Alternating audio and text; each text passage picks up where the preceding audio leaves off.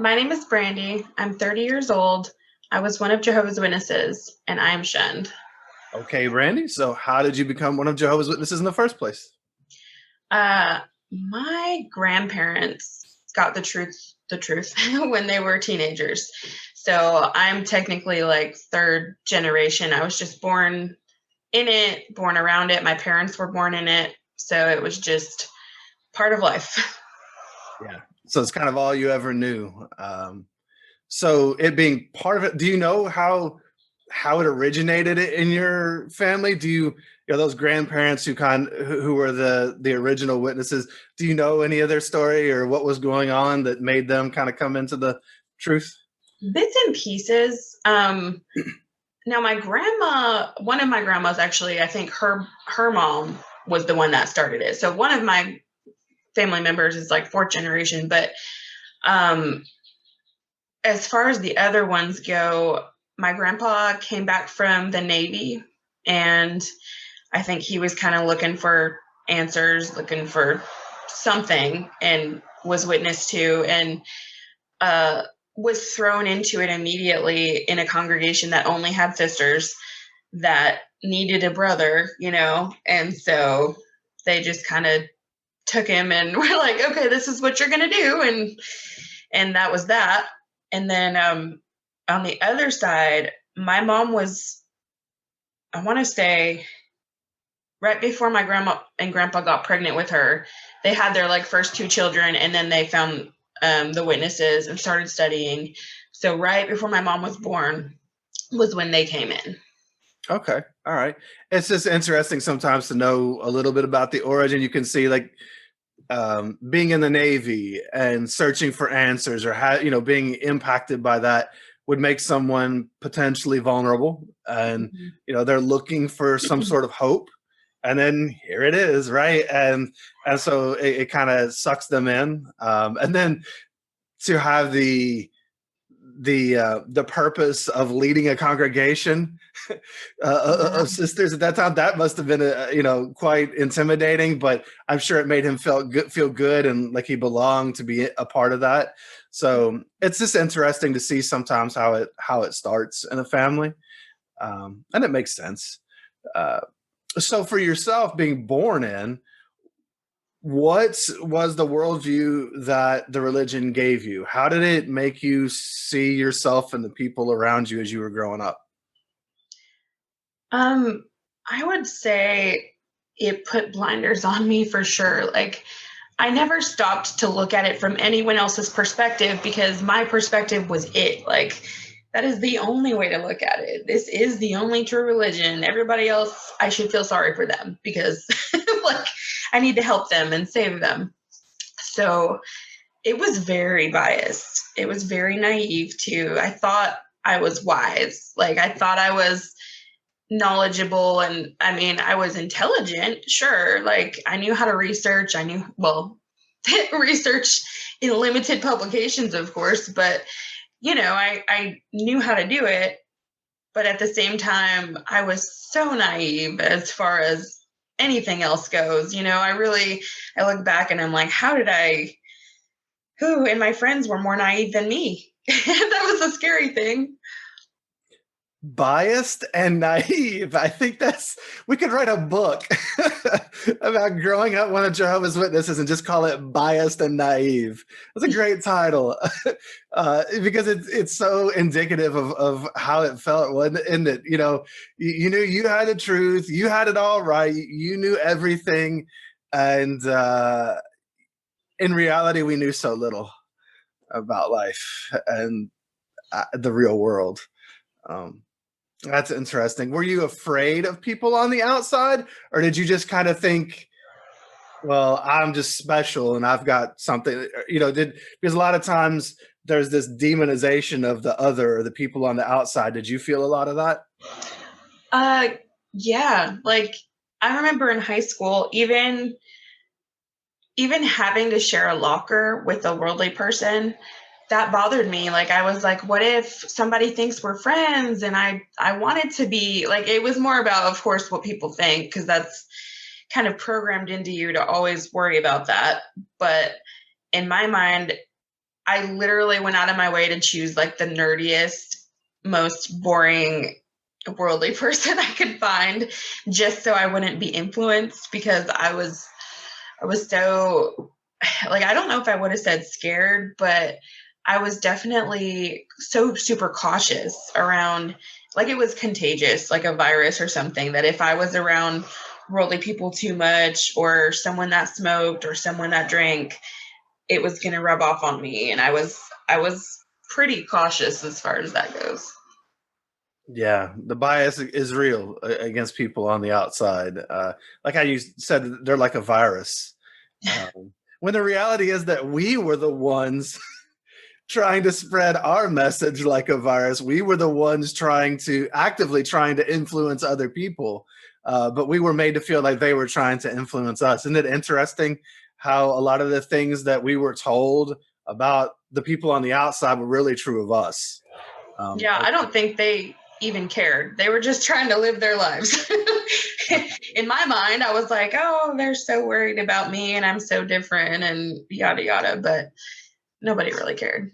No, not really. We were usually the ones who were worried about them and what they thought of us, and so on and so forth. So what was childhood like growing up at home? What was your home like life? What Um, was your home life like?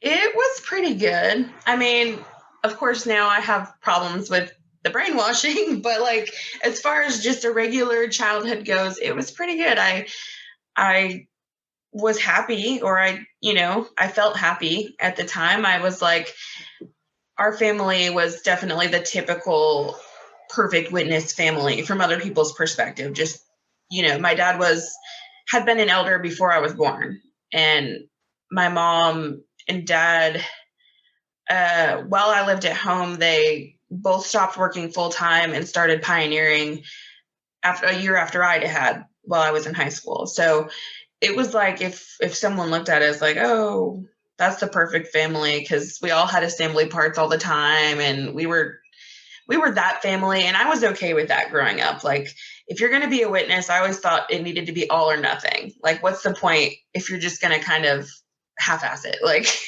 go all the way or not. So we were like all the way witnesses. Every meeting, studied up and down for every meeting. Like, there was no ifs, ands, or buts about it. We had book study at our house and service at our house, all that stuff. All or nothing thinking is a hallmark of the perfectionism, the Mhm. cognitive distortion that many of us walk away with from the cult. That it's black and white thinking, and I get it. I felt the same way as a young Jehovah's Witness. That you're either all in or you're all out, and they had talks like you can't sit on the fence. You're either on one side or the other, and you either choose Jehovah or Satan or whatever. So you all were the perfect Jehovah's Witness family.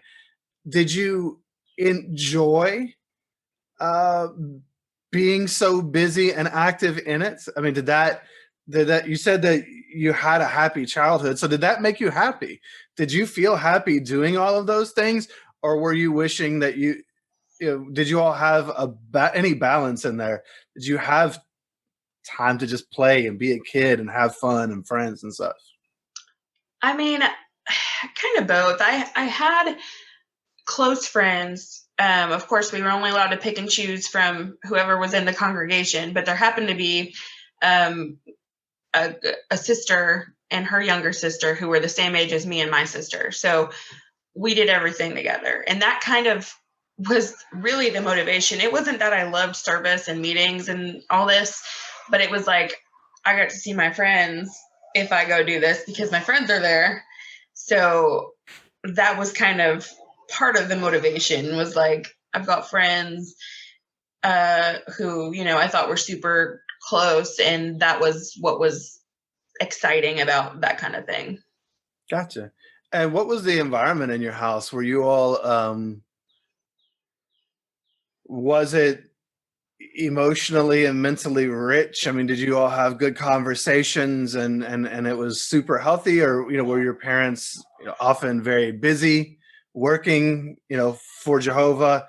And did you all, did you ever feel like you wish your parents had more time for you in that instance? Or, did your parents, were they present, and did they, were they more than just providing necessarily for you, but they actually, showed that they cared and took you out and did things and got to know you as a person? I think I think they meant well, but I think most of our experiences growing up had to do with witness stuff. So like I have good memories, but they're trips that we took to serve where the need was greater or to go see Bethel. Like that, it was always incorporated. You could not just have a good memory trip that was fun and like a fond memory that did not involve going there for a Jehovah's Witness related purpose. So I had a good childhood, but like, yeah, dad was an elder. He was presiding overseer when that was a thing. And like, it was just, he was gone a lot. He was working full time and then pioneering, I think, for part of my teenage years. So he would get home from work. We'd go out in service together after I got home from school, like same time. And then he'd have elders meetings late at night. There wasn't a lot of time I remember spending with my mom and dad that wasn't related to preaching or to congregation things. That's I'm sorry to hear that. I know it is tough because it would have been nice to have been able to spend time with our families aside from the Jehovah's Witness activities, and it kind of sucks that every vacation ends up having to be, your vacation is going to another city where the convention is held. Mm-hmm. And being in a hotel, and yeah, it's fun because you have some friends at the hotel, maybe you hang out at the pool or whatever, and so you do have some fun, but it can never just be about the family being together or just having fun. There always has to be this ulterior motive, or well, actually, I guess the ulterior motive is the fun at the hotel and stuff. The main motive is to go serve Jehovah and go do what you got to do at the convention or Bethel or wherever you go. So obviously you all were very all in. So you kind of touched on it a little bit what was your life like at the Kingdom Hall? It sounds like you all were very involved. And you also had some friends there. Did you enjoy the activities, the field ministry? Did you enjoy getting up and giving talks or parts on the school or giving comments and things like that? I did sometimes, but I think my enjoyment was based on multiple factors of like, for one, the congregation is looking at you and saying that, this person's doing what's right. It's like acceptance. So that was super important to me, was being accepted, feeling like I had that upon me, that I was enough.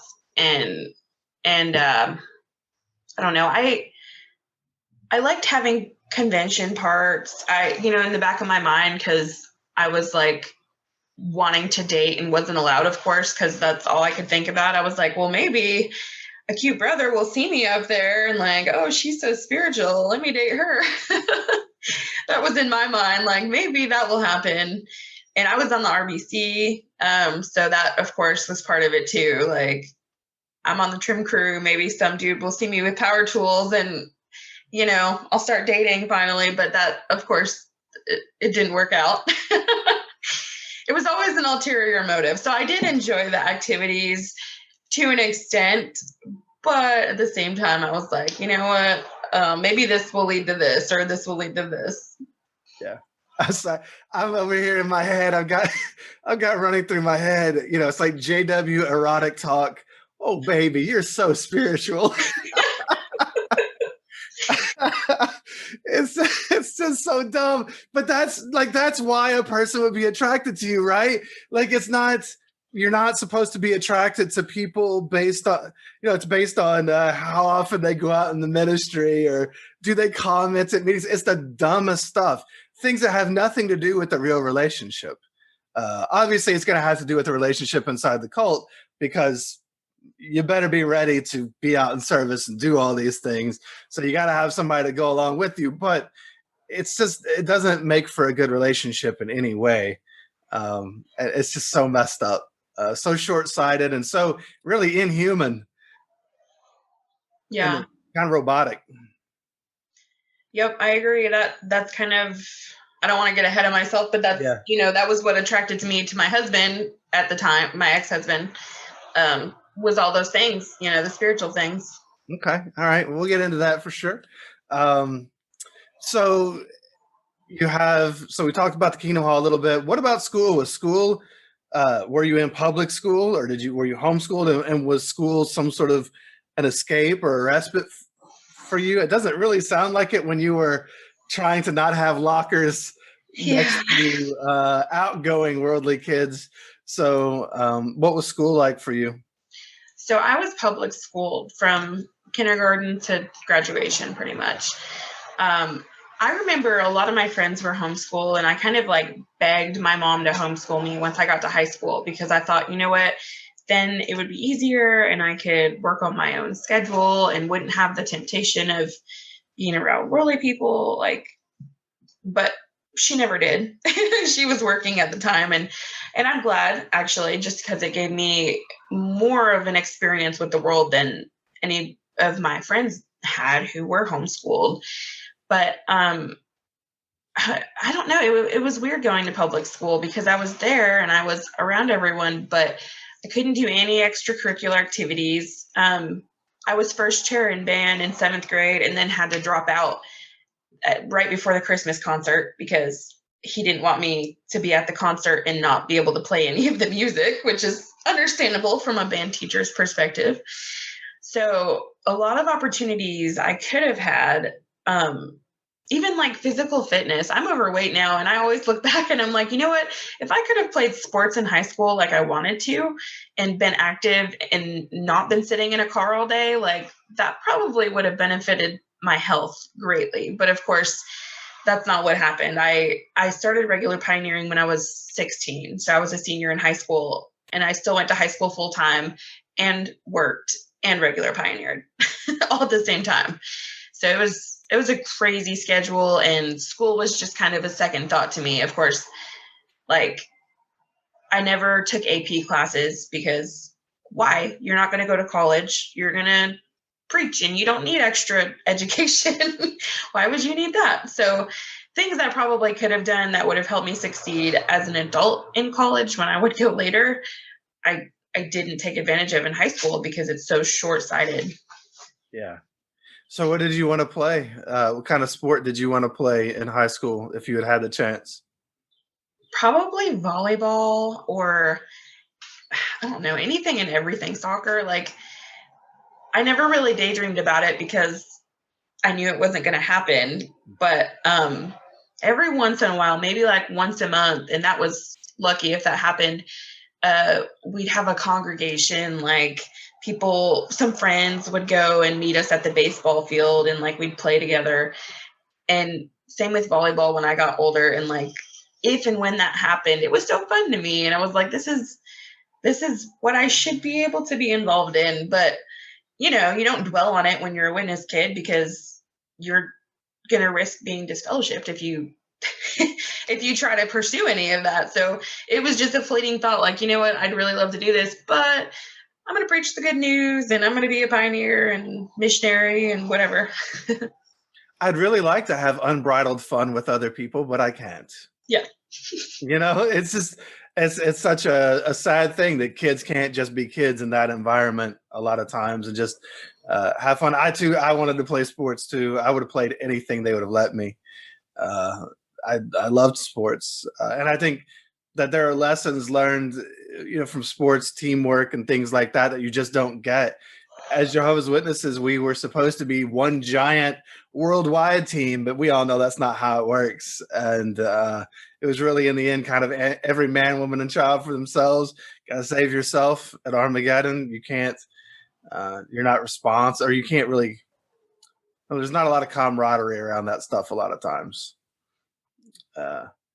So for yourself, you mentioned being 16, regular pioneer. So that means you must have gotten baptized at some point. So how did things go as you know, went through your younger years toward that point of baptism? Why did you get baptized? What was kind of going on around then? So I think I got baptized when I was 14, maybe 13. You know, it's drilled into your head, you'll never forget this date. It's the most important date of your life. And I'm like, nope, I'm forgetting it.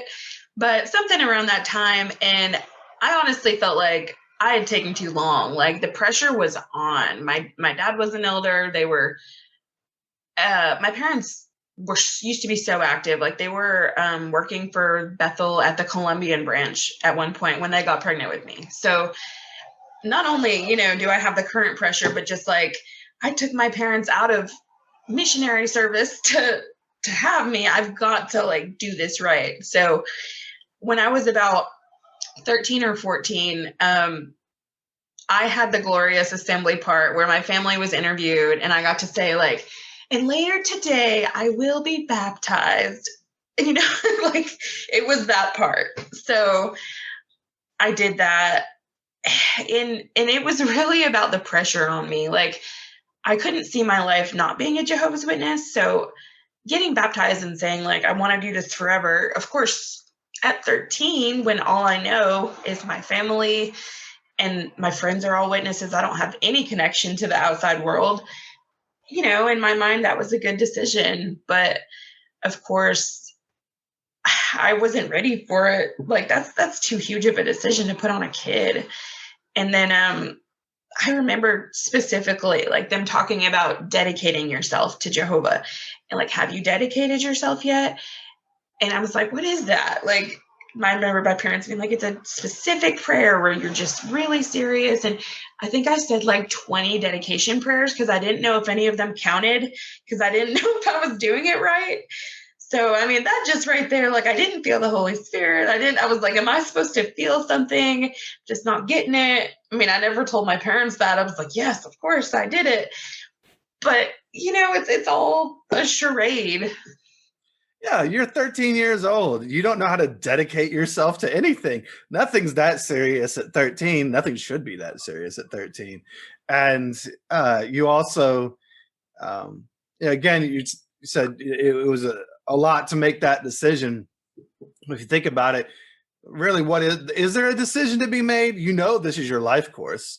For most people, they know that there's only one decision to make there. There's only one choice. So it's not really much of a choice or much of a decision. You're just continuing down the path your family has already set you on.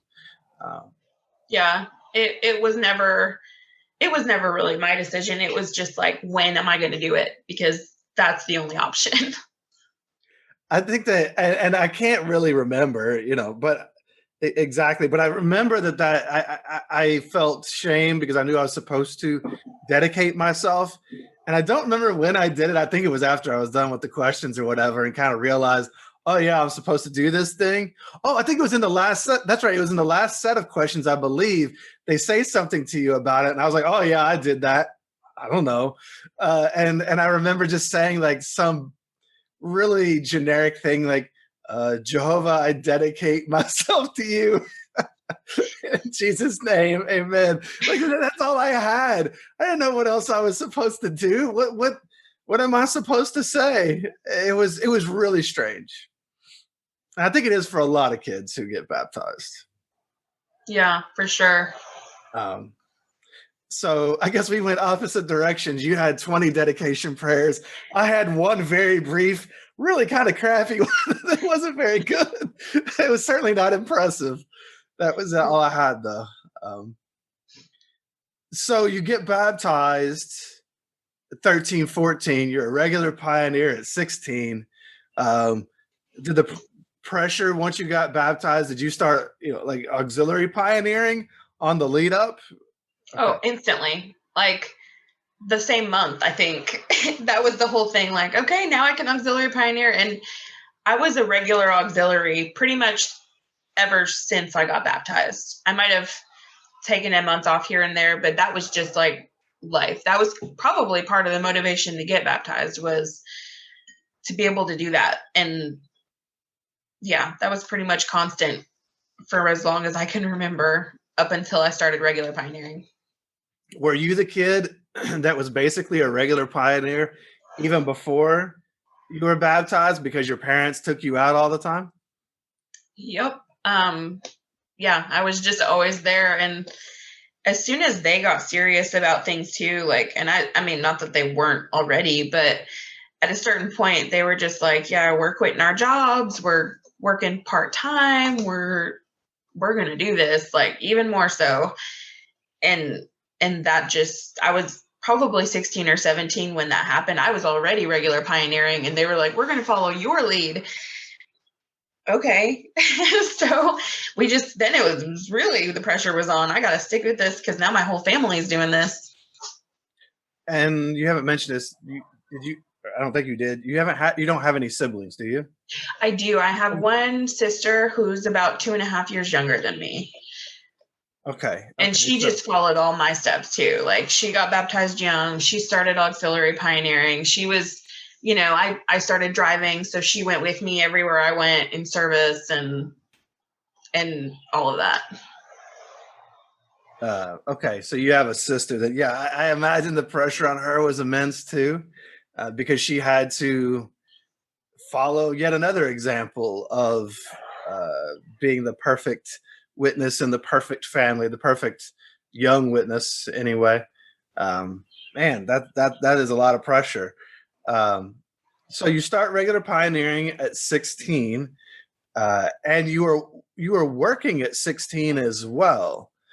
So was the working to support yourself pioneering, or yeah, pretty much. It was to pay my gas and keep my car running. My parents, they gave me a car, but it needed like $600 worth of work. And they were like, here, you can have this car, but you got to like get it fixed, so that was nice as a kid to get anything. But yeah, I worked pretty much actually from the time I was about 14. I had a part-time job. And to me, that was just kind of exciting because, of course, it was out of the house. It wasn't completely surrounded by witnesses all the time, even though I was the perfect little witness angel the whole time I was at work. Thankfully, I guess, because I could have got myself into trouble. But I mean, I don't know. It paid my gas. It helped me pioneer, I guess, for the most part. But it kept me super busy because every single night, like, if I wasn't doing homework, I was at work. And if I wasn't at work, I was in service. There was no downtime where I remember being a teenager and just hanging out and doing nothing. Like, it was a full 24-hour, every hour's booked schedule. it's the hypervigilance and workaholism that often comes from growing up in that life, and that's a lot on a child, a 14-year-old child, to have to do all of that. What kind of jobs did you have? So were you working? It sounds like you weren't around witnesses. So were you working typical teenager jobs, or? Kind of. My first job was at A&W as a busser. So my dad worked just down the road, so he'd drop me off on his way to work, and I'd work, and then I'd walk to his work when I was done. And then after that, I just kind of stayed in restaurant work for a while. I think I went to a different, like, I kept getting fancier and fancier with the restaurants I'd go to, so the tips were better. And I ended up working at like a fancy golf club and a resort and all of that. But it was always a side thought. The only reason I stuck with restaurants too is because I could work only Friday and Saturday night and then have the whole week to go in service and like it not be a big deal because I'd make the most tips on the nights that I would work. Yeah, absolutely. A&W, that's a throwback I haven't heard in a while. We had an A&W years and years ago. I know where the building is. It's another restaurant now, but that's a throwback. Good root beer. So did you have any aspirations? As this young kid working, was your aspiration just to continue basically working the bare minimum at any job that you could to get by, to scrape by while you were going to pioneer for the rest of your life? Was that kind of your goal? I had aspirations, but they were also surrounding my goal. I always had the goal of like becoming a missionary someday. I wanted to travel and see the world, and I also wanted to preach. So I was like, hey, it's the best of both worlds. And I actually did, when I was 17, I served where the need was greater in Ecuador for like a few months while I was in high school. Just, I made some special deal with a counselor. I was like, let me make this into a photography project of third world countries. And they worked it out with me. And I literally went with another sister who is a lot older than me and just did that for a couple months while I was in high school. So it was all about that, though. I took 3 years of Spanish. I started going to a Spanish congregation on top of going to English. Yeah, it was just a madhouse, but like meeting here, meeting there, multiple languages. But I was trying to learn Spanish so that I'd be more useful to be able to travel. And so it was mostly about that. However, I was super interested in photography, and I went to vocational school in high school for visual imaging, graphic design, photography. But kind of once I got done with my 2 years of that in school, it was like, well, are you going to apply to a college like the Art Institute? Are you going to do something to further your photography career? Well, no, of course I couldn't consider that. So I kind of, I started my own business a little bit. I did some like personal photos and I did a couple weddings and stuff, but that was as far as I could take it because I couldn't further my education to make me a better photographer. And, I'm out of that. I'm kind of like, well, the field's sort of saturated anyway, now that we have more technology, but it just couldn't even be considered. I couldn't think about what I would be doing outside of the organization because you're only going to work a part-time job. That's what's drilled into your head. Like it's a side thought and your ministry is first and you're probably going to be broke the rest of your life. Yay. what a goal. I'm going to be broke the rest of my life, barely scraping by. But serving Jehovah, right? And that's your payoff. It is. Hey, just so you know, just because a field is saturated, that just shows there's a market. So maybe someday, if that's something that you want to do, it could be good for you. Maybe hope is not lost in that way. But yeah, you can see.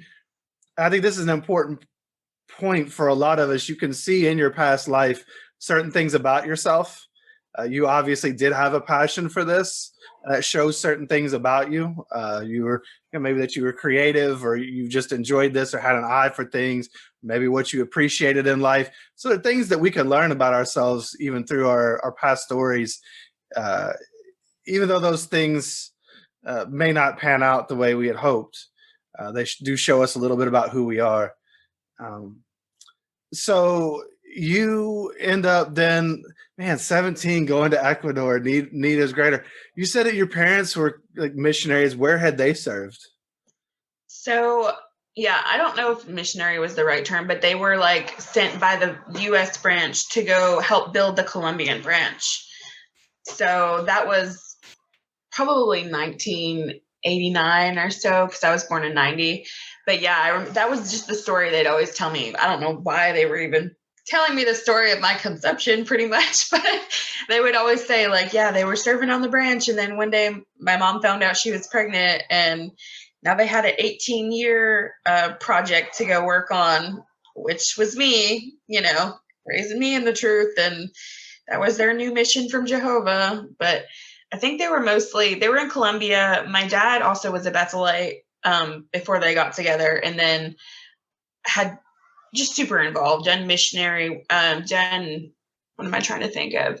Like hurricane relief, any of the big things that happened that they needed help. He was there growing up. He was always like Hurricane Katrina, all of that he would go and do, which I thought was really cool. And still this day, I look at that and I'm like, yeah, that's awesome, because that's tangible help. that people needed. And that's the kind of help like I love to volunteer for now. I still have that personality and see what he did. But it's so much more tangible than just like going here and telling these people what they believe is wrong.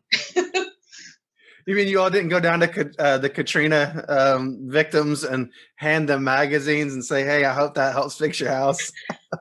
It wouldn't surprise me if that is part of what they did, but I'm sure. Well, and I mean, let's face it, usually the work is done primarily on just Jehovah's Witnesses' homes, not anyone else's homes. So there's a certain motive there anyway. But so you got to do that, and I imagine that was really a touching experience to get to go help in those kind of areas. So I personally didn't get to go, but my dad did. Yeah, I think I was like 16 and I was still in school. So that was part of the reason I didn't get to go on those outings. But yeah, I watched him do that and I was just like, wow, that's really cool. So what did it feel like to be able to get to go to Ecuador and preach there? What is that? I assume what you were going to do. What did that feel like? It was awesome to me because not necessarily the preaching. I was useless preaching anyway. I barely spoke Spanish. And then most of what they spoke where we were visiting was Quechua. And I could only say one sentence in Quechua. So like, I don't know what I really was accomplishing, but for me and my whole life view, my experience, it was amazing because of course I grew up too in a super small town. We didn't even have like a red light. We had a post office and a bar. That was it. So to go from that to like the bustling city of Guayaquil, and like we kind of jumped around the country a little bit and just visited different spots that she had connections at. And it was so incredible just because I was out of my little small world. I was seeing real things and being put in real situations that I was at 17, I think mature enough to handle at that point. It was wonderful. Just that like made my whole life different. And I mean, unfortunately, it kind of made me like, okay, this is what I'm going to do because I want to go be a missionary. Now I look at that and I'm like, I think I really just like traveling. I think I liked seeing new people and having new experiences, new relationships, pushing myself to be in a country where, I mean, I had taken 3 years of high school Spanish, but of course, so I could get by, but like I had to learn. I was pretty much fluent at the end of the 2 months because I was thrown into the place where nobody spoke English. So for those reasons, I loved it.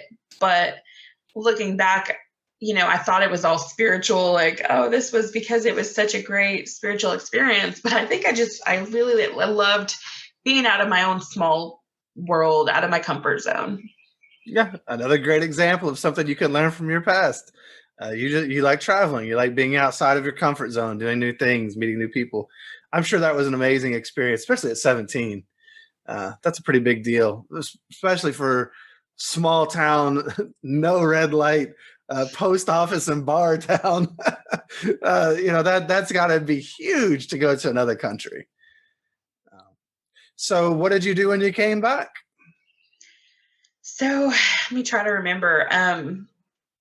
When I came back, that was around the time I graduated because it was like a couple months before graduation that I took this trip.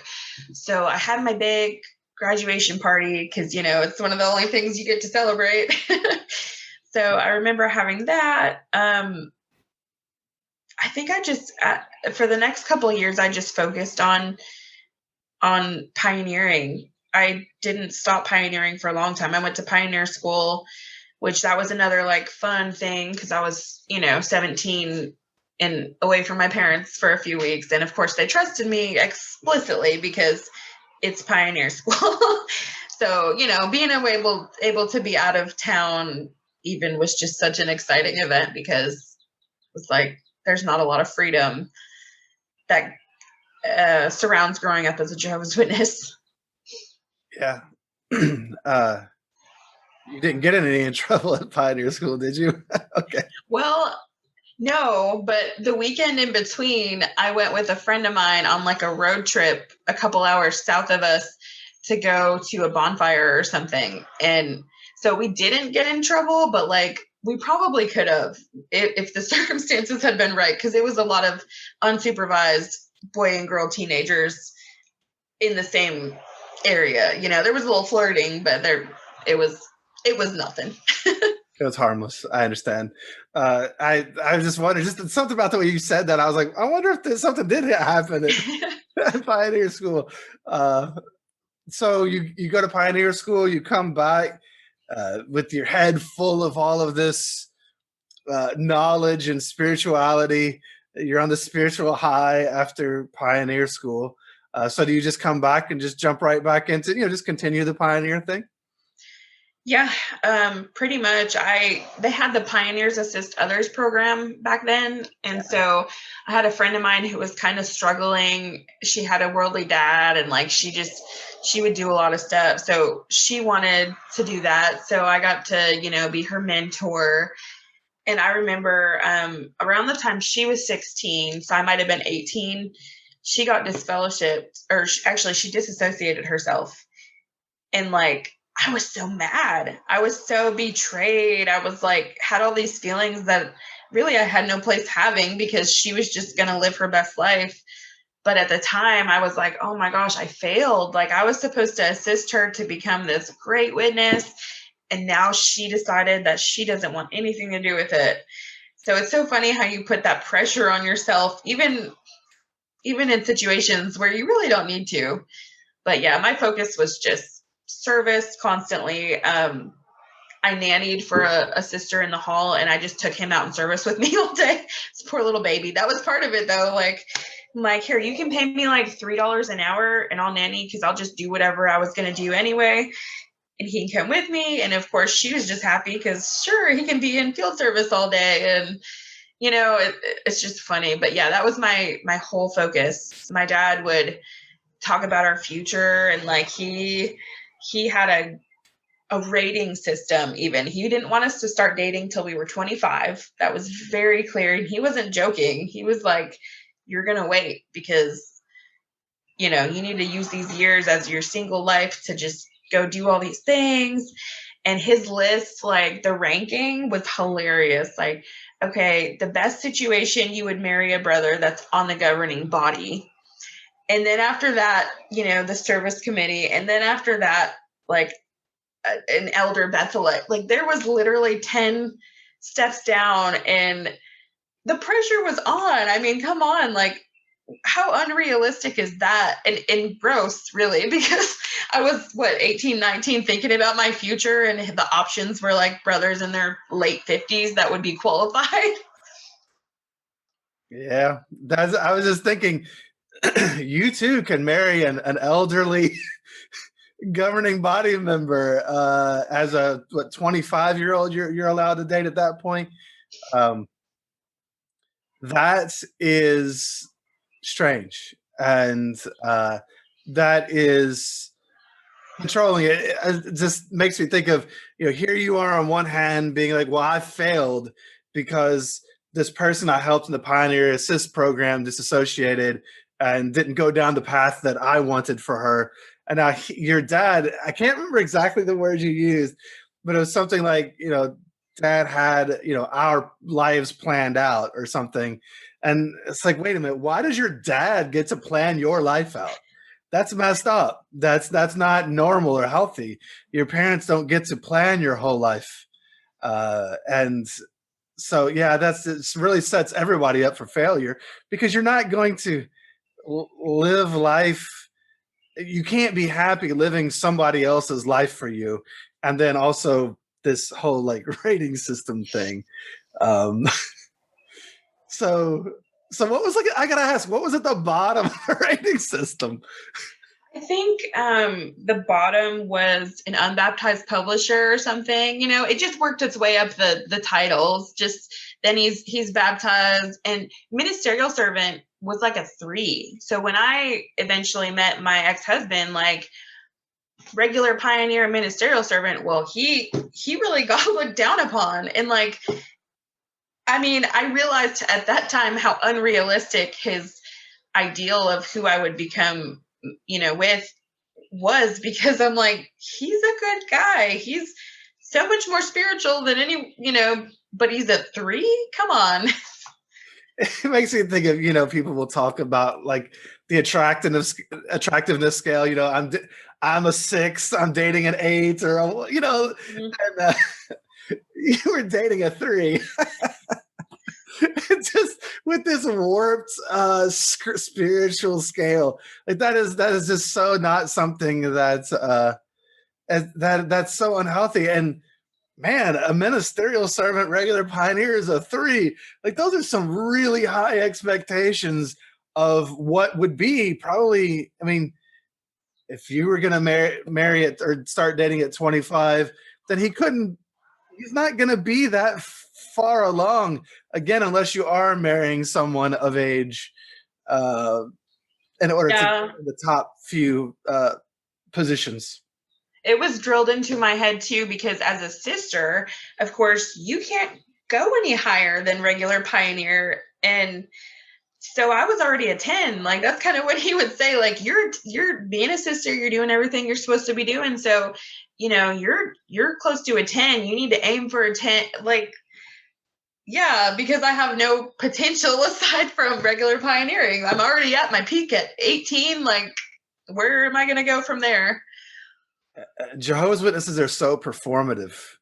It's not about who you are. It's strictly about what you do, and hitting these different goals and these levels. It's very hierarchical for an organization that pretends to not be whatsoever. So then, do you want to? So, what's next in life? Is that meeting your husband?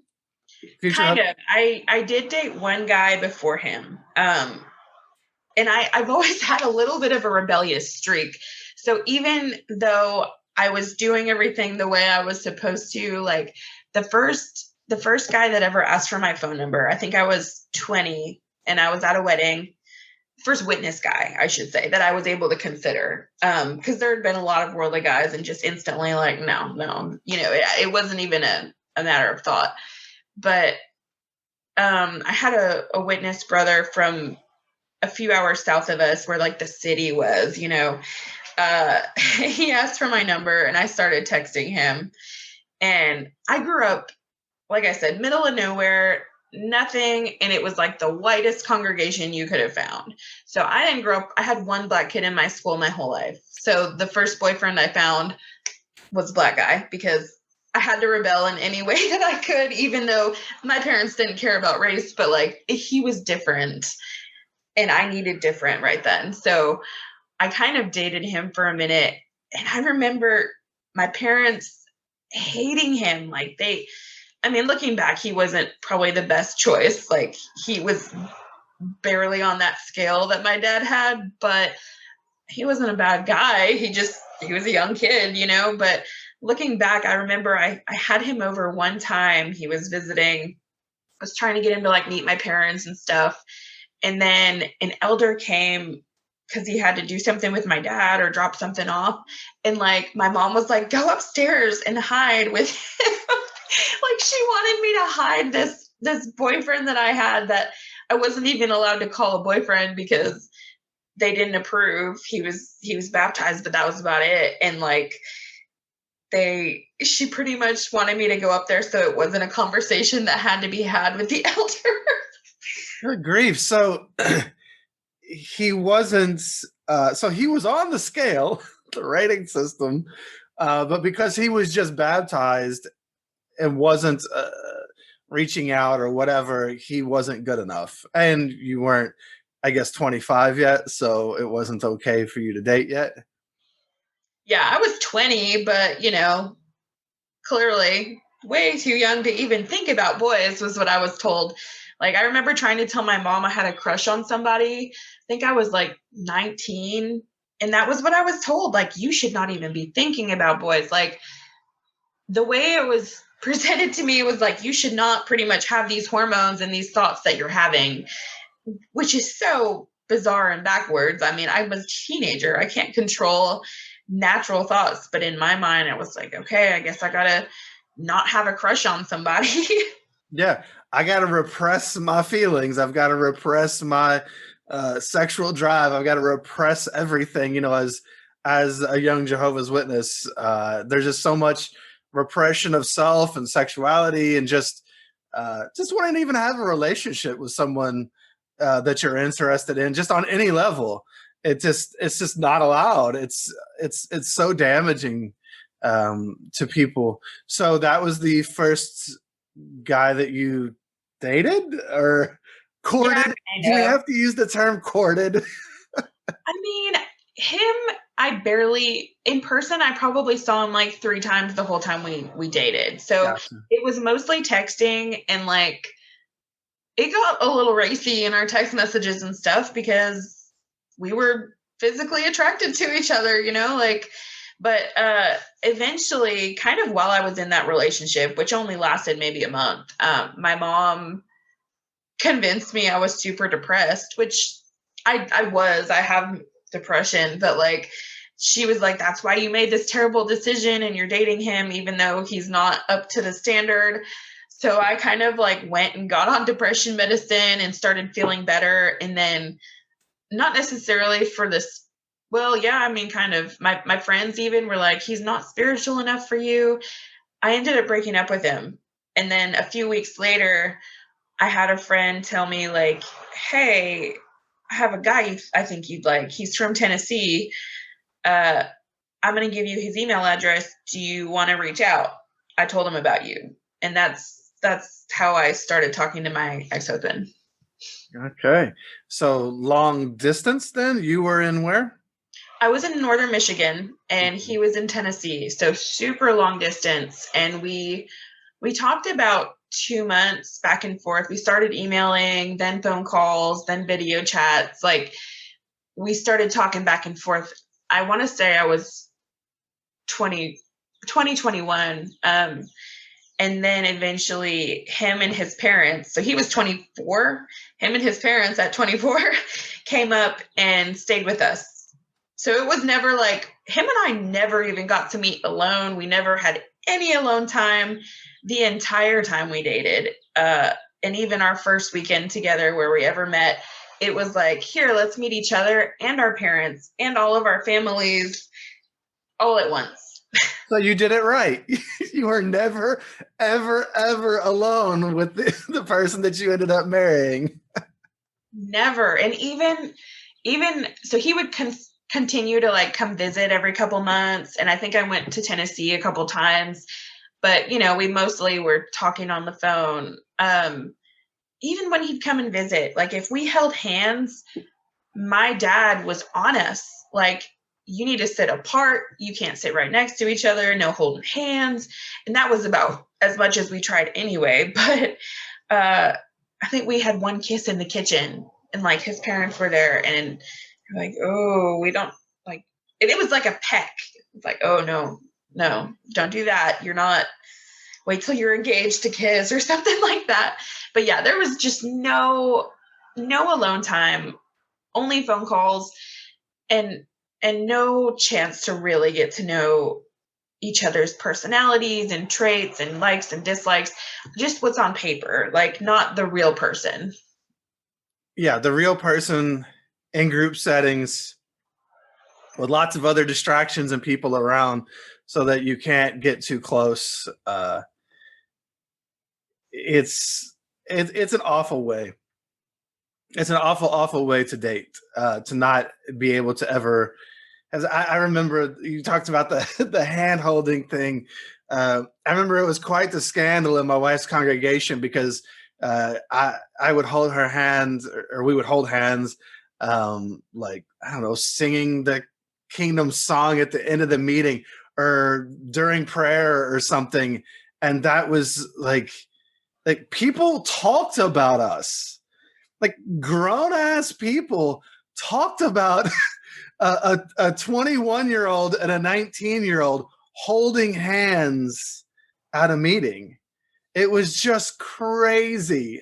And it was like, it literally like there, we never got pulled in the back for it, but there were people who were basically told to ask us to stop. Wow. And we were like, well, this is dumb. And we didn't. I believe that because it's scandalous. Like How could you ever do that thing? Absolutely. Absolutely. And yes, of course, you always have to have a chaperone. And then there's always questions as to, is that chaperone enough of a chaperone? Should you maybe have more people around, or older people, or whatever the case may be? It's just, it is, they really set you up to fail in so many ways. Um, Not even worth getting into all of them right now. There's almost no way that you're set up to succeed. So let's just say, in almost every way you're set up to fail. Yeah, It's for it's sure. a wonder that any marriage has last. Absolutely. So you and he get together. You're dating in the way that you can. How do things progress? So we ended up, we got serious, and we got to the point where he was like, well, you know what? If you're as serious as you say you are, why don't you move to Tennessee? So I did. Before he even proposed, follow that leadership, follow that headship, and I moved to Tennessee, like without a job, with like $600 in my car, moved to Tennessee, and stayed with a of course, female friend of his. And so he proposed a couple weeks later, and we started planning a wedding, and we got married in Michigan, and had our reception in Tennessee, and just kind of, I actually lived with his parents for a minute. His parents were like, we don't want people to talk about you guys ever having the chance to be alone together. So he got us an apartment for where we were going to stay when we were married, and they had him move out of their house into the apartment, and then I stayed with them. So I was just like really under everybody's watch, like, don't ever have time where we don't know where you are, because we don't ever want people to talk about what could have happened if you guys were ever alone together. Like, it was such a huge deal. It's a paranoia on a level. It really gets to that level, and isn't it pretty standard, that, so especially if you all lived in two different places, the sister almost always moves to where the brother resides, but the wedding a lot of times is where the sister lived. I mean, that's just kind of the way it goes, I think, inside the organization most of the time.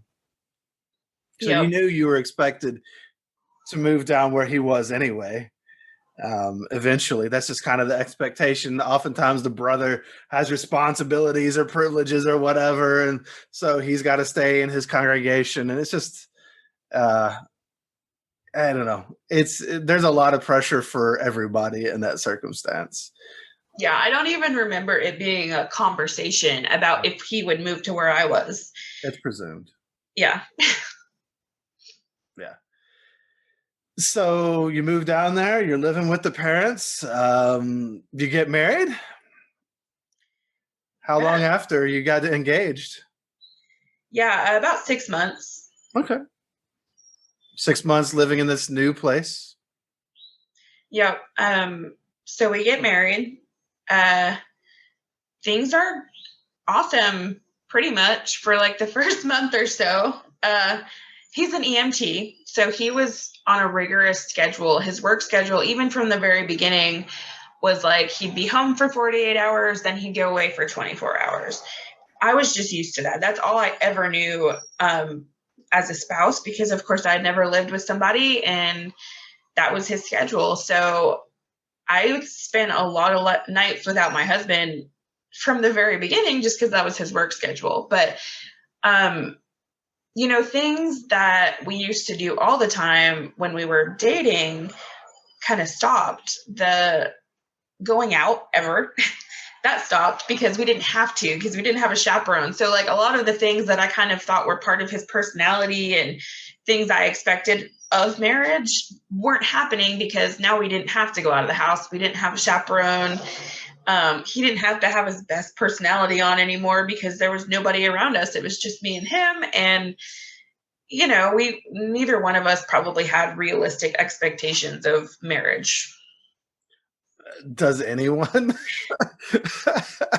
Coming from that environment, I don't think anybody has realistic expectations of marriage. I don't think anybody's probably ever seen a really healthy marriage in that environment. There's not many healthy marriages to emulate either, really. Even among Jehovah's happy people, and with the best families in the world, or however they say it about family life, you know, it's just not something that we often saw a lot of healthy examples of. And I think that's a really good point about the chaperone putting pressure on a person to have to go out to do things maybe more than they normally would. Never really thought about that. And then afterward, yeah, if that wasn't his personality to begin with, he was just doing that because he had to do that in order to, you know, have the relationship. So interesting. So how did it go from there? So I think there was a lot of pressure on him to be this spiritual head, especially knowing who my dad was, knowing that my dad was always one that like would conduct family study every week at a certain time. Like it was non-negotiable. He was quite the family spiritual leader, like as he was supposed to be.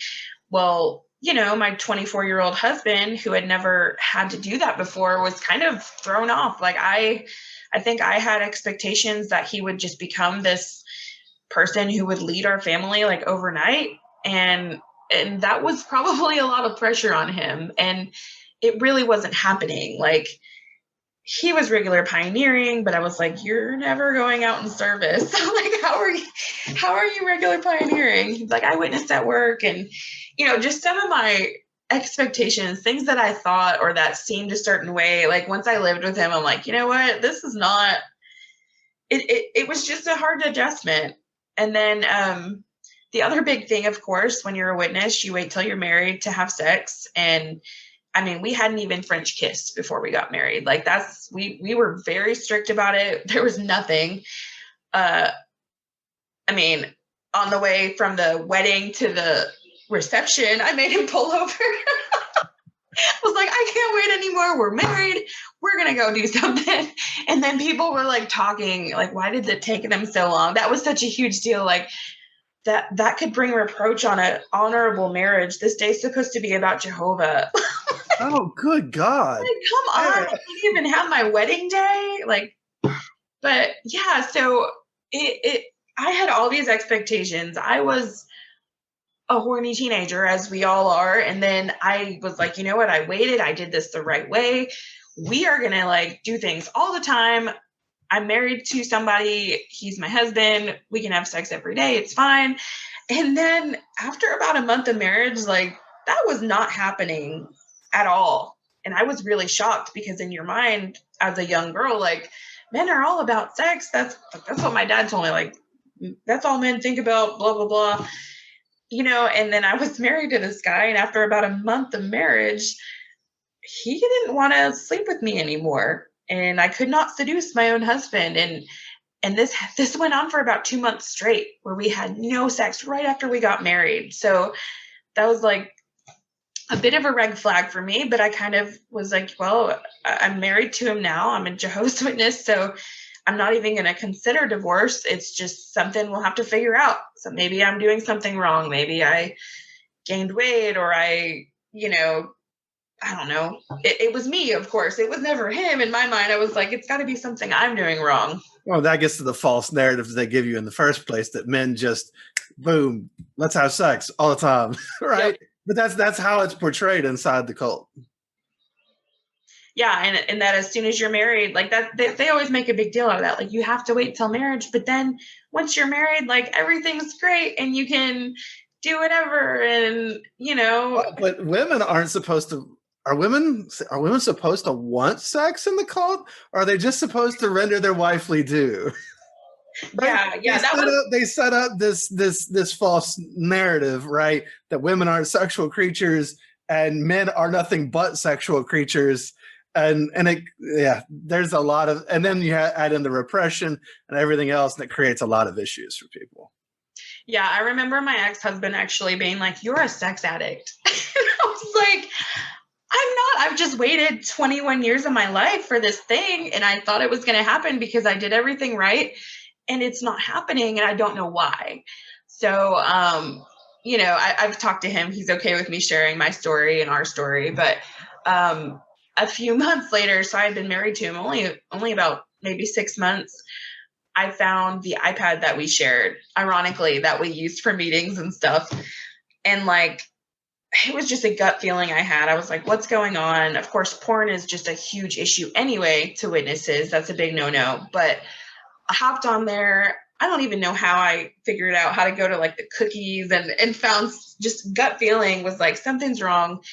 And I found gay porn galore. Just, I'm like, I expected to find porn, but I did not expect to find gay porn. And it shocked me, like, as a witness who, you're so against homosexuality anyway, to figure out, like, hold on, I'm married to this guy.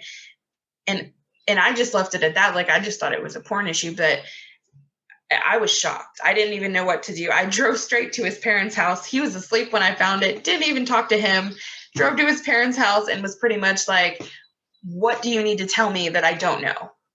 Because I had done all the things you're supposed to do. I had called his elders when we were dating and asked them if there was anything I should know about him because I'm going to marry him. And they said, no, if I had a daughter, that I'd want her to marry me.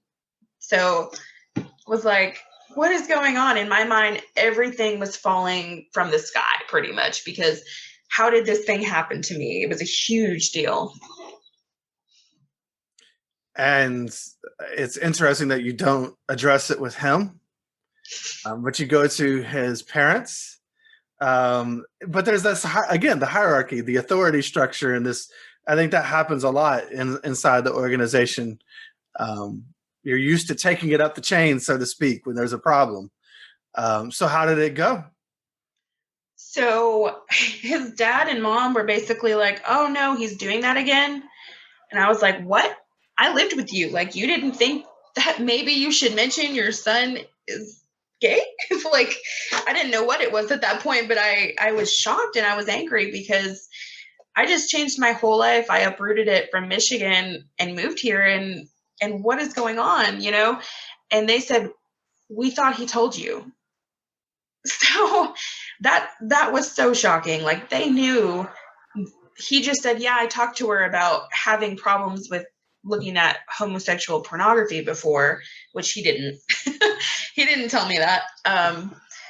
But you would have remembered that. Yeah, it was also hush hush. It was like, we thought he told you, we're sorry. Well, no, I was totally blindsided. And I found out later too that he had actually been to the elders multiple times about watching gay porn.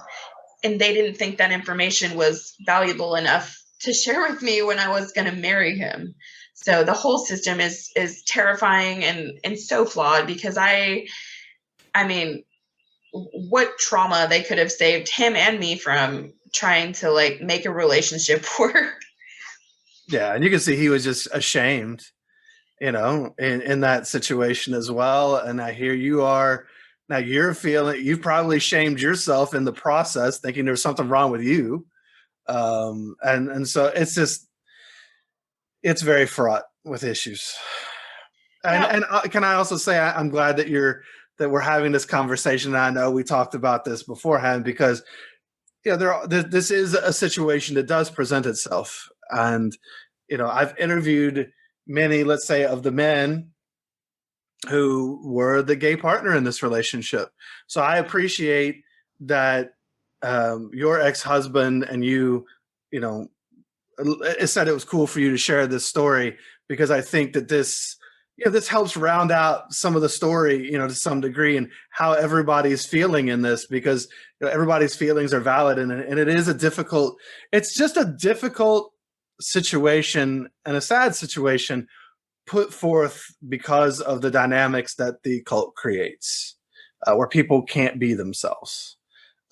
Yeah, I mean, I know that from his angle, they kind of presented it to him like, if you marry a woman and you fulfill your scriptural duty and you have sex with her, all of your feelings are just going to go away, and you're repressed and you need to have sex with a woman. That's going to fix it.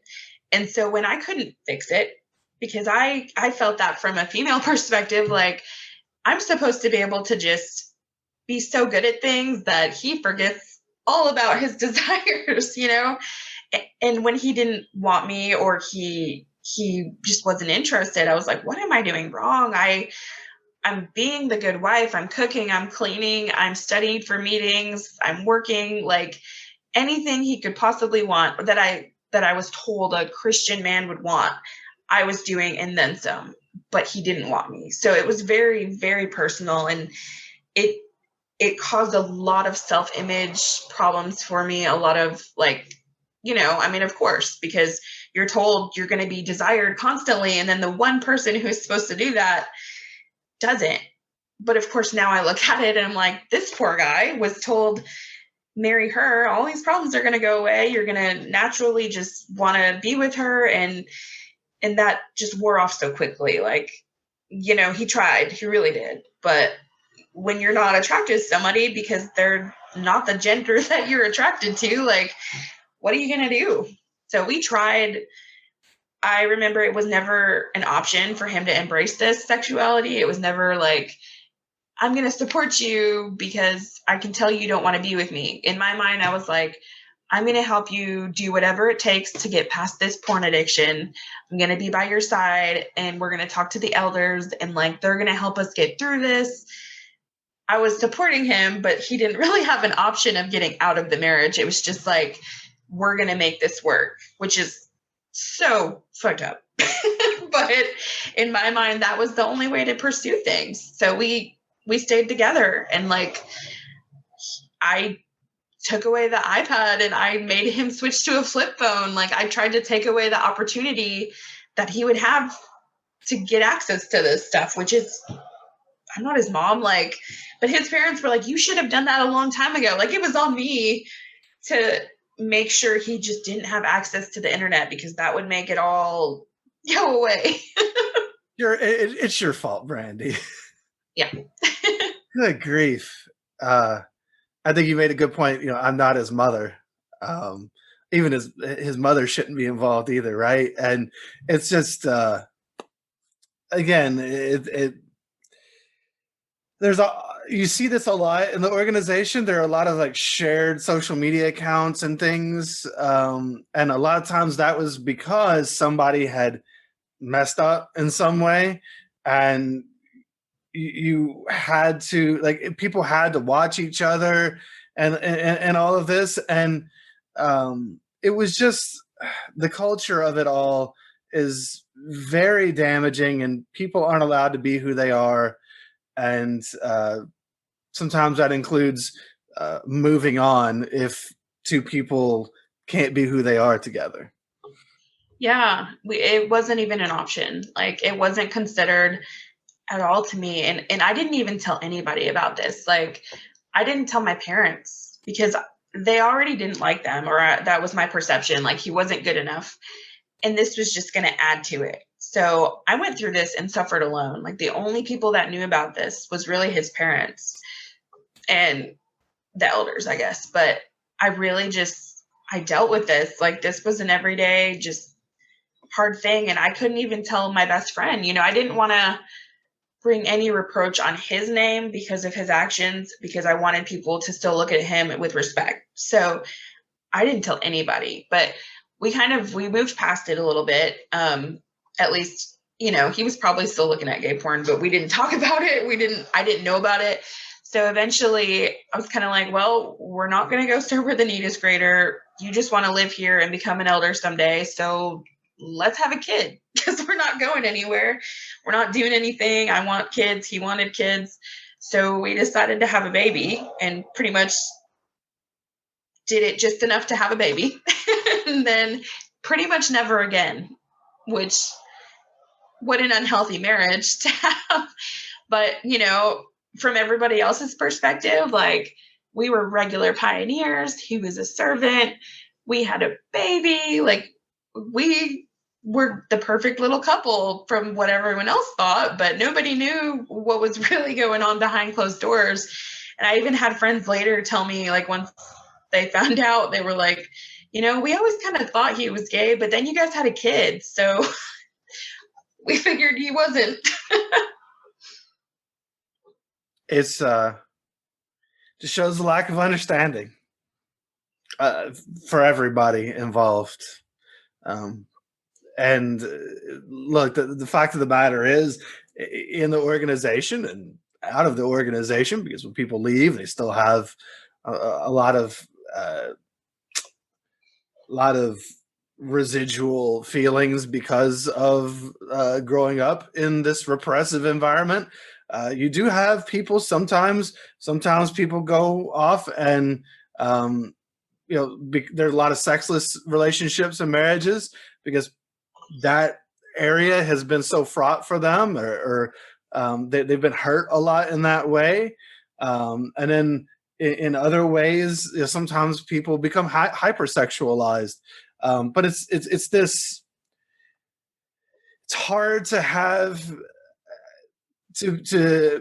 healthy ways of seeing any of this when you grow up in such an unhealthy sexual environment where sex is only bad all the time, except on your wedding night. And then all of a sudden, something you've been told is bad, do not touch, this is terrible, don't even get to know yourself in this way, know nothing. And then you're supposed to just it's all good, but not all good, because keep the marriage bed without defilement. So just remember, Jehovah's watching you have sex and judging you. He's got a rating scale too, and he's got to make sure that everything is kept in its proper place. And it's all so messed up. It's so stifling, and it hurts so many people.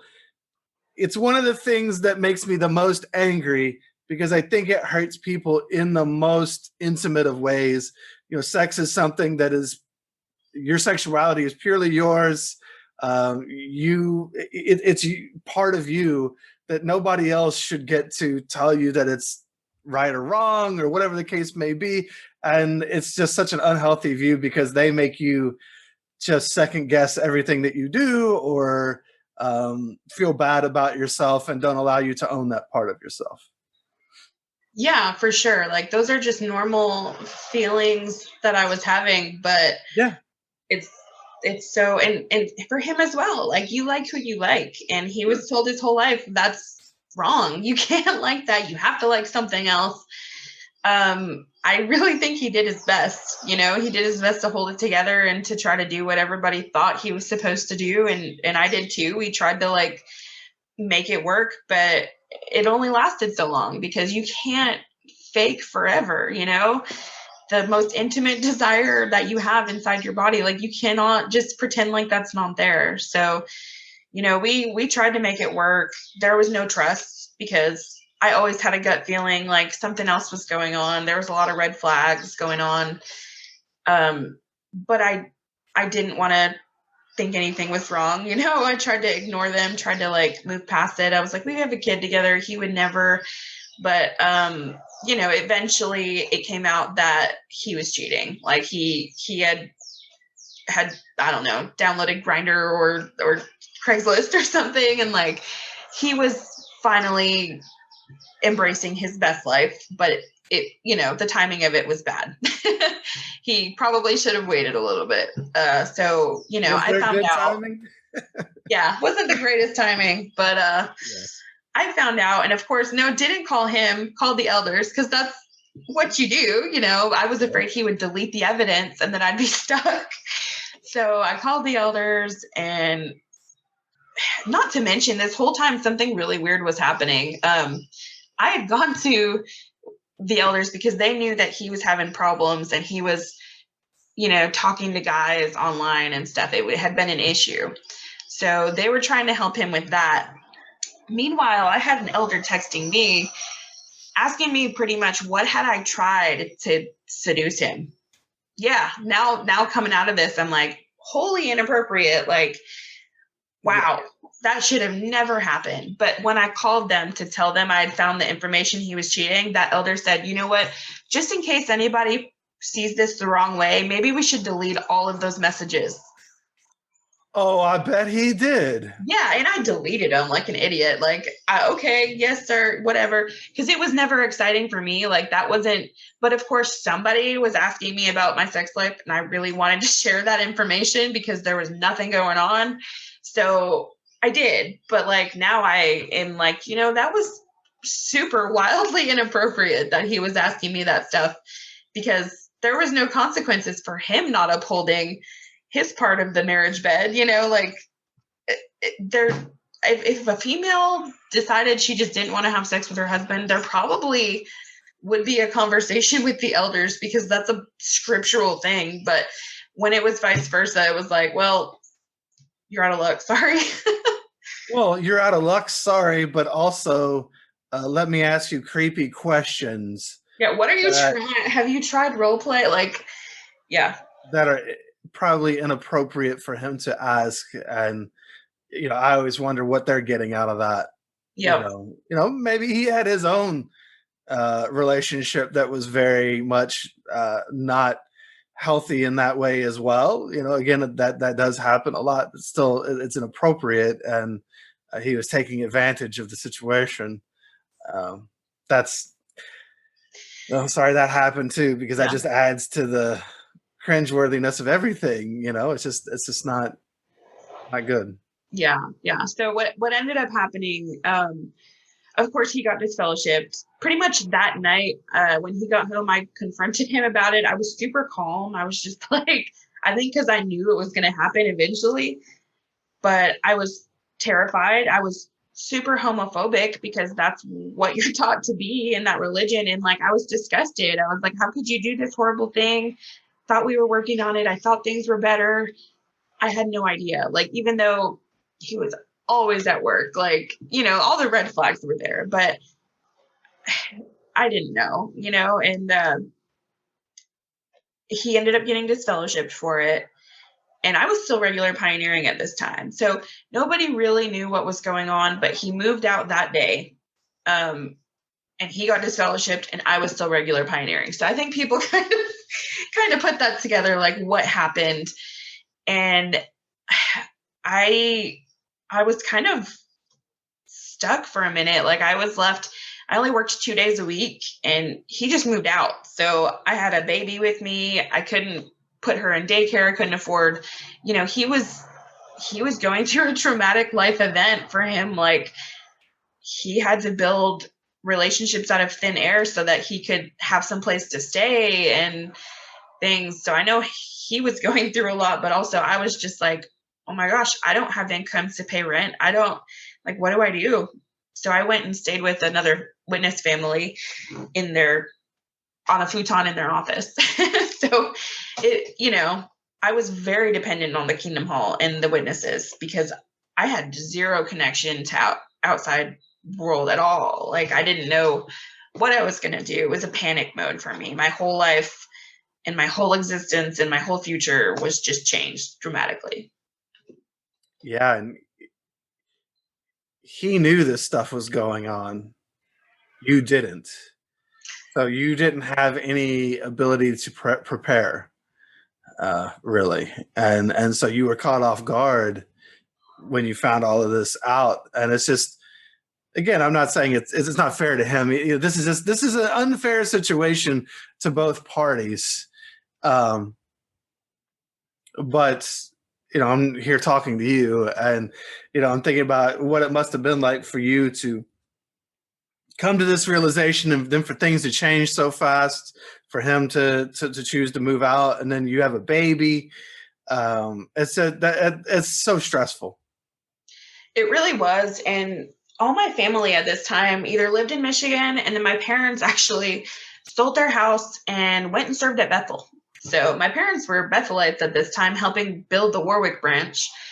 And I had very little, I had contact with them, but they couldn't just up and come because they had no income, of course. So they were broke. They couldn't send me anything to help me. They couldn't just leave overnight.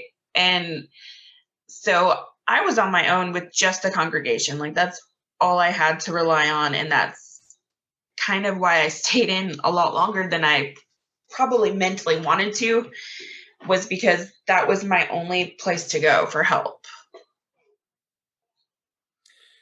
Yeah, you're in survival mode. So you have to dive into the community that you have, whoever that is. And it does sound so. How did they respond? I mean, obviously you had the futon. Oh yeah. Well, I was going to say too, my family. So my family had no idea that he was even a little bit like interested in that. They had no clue.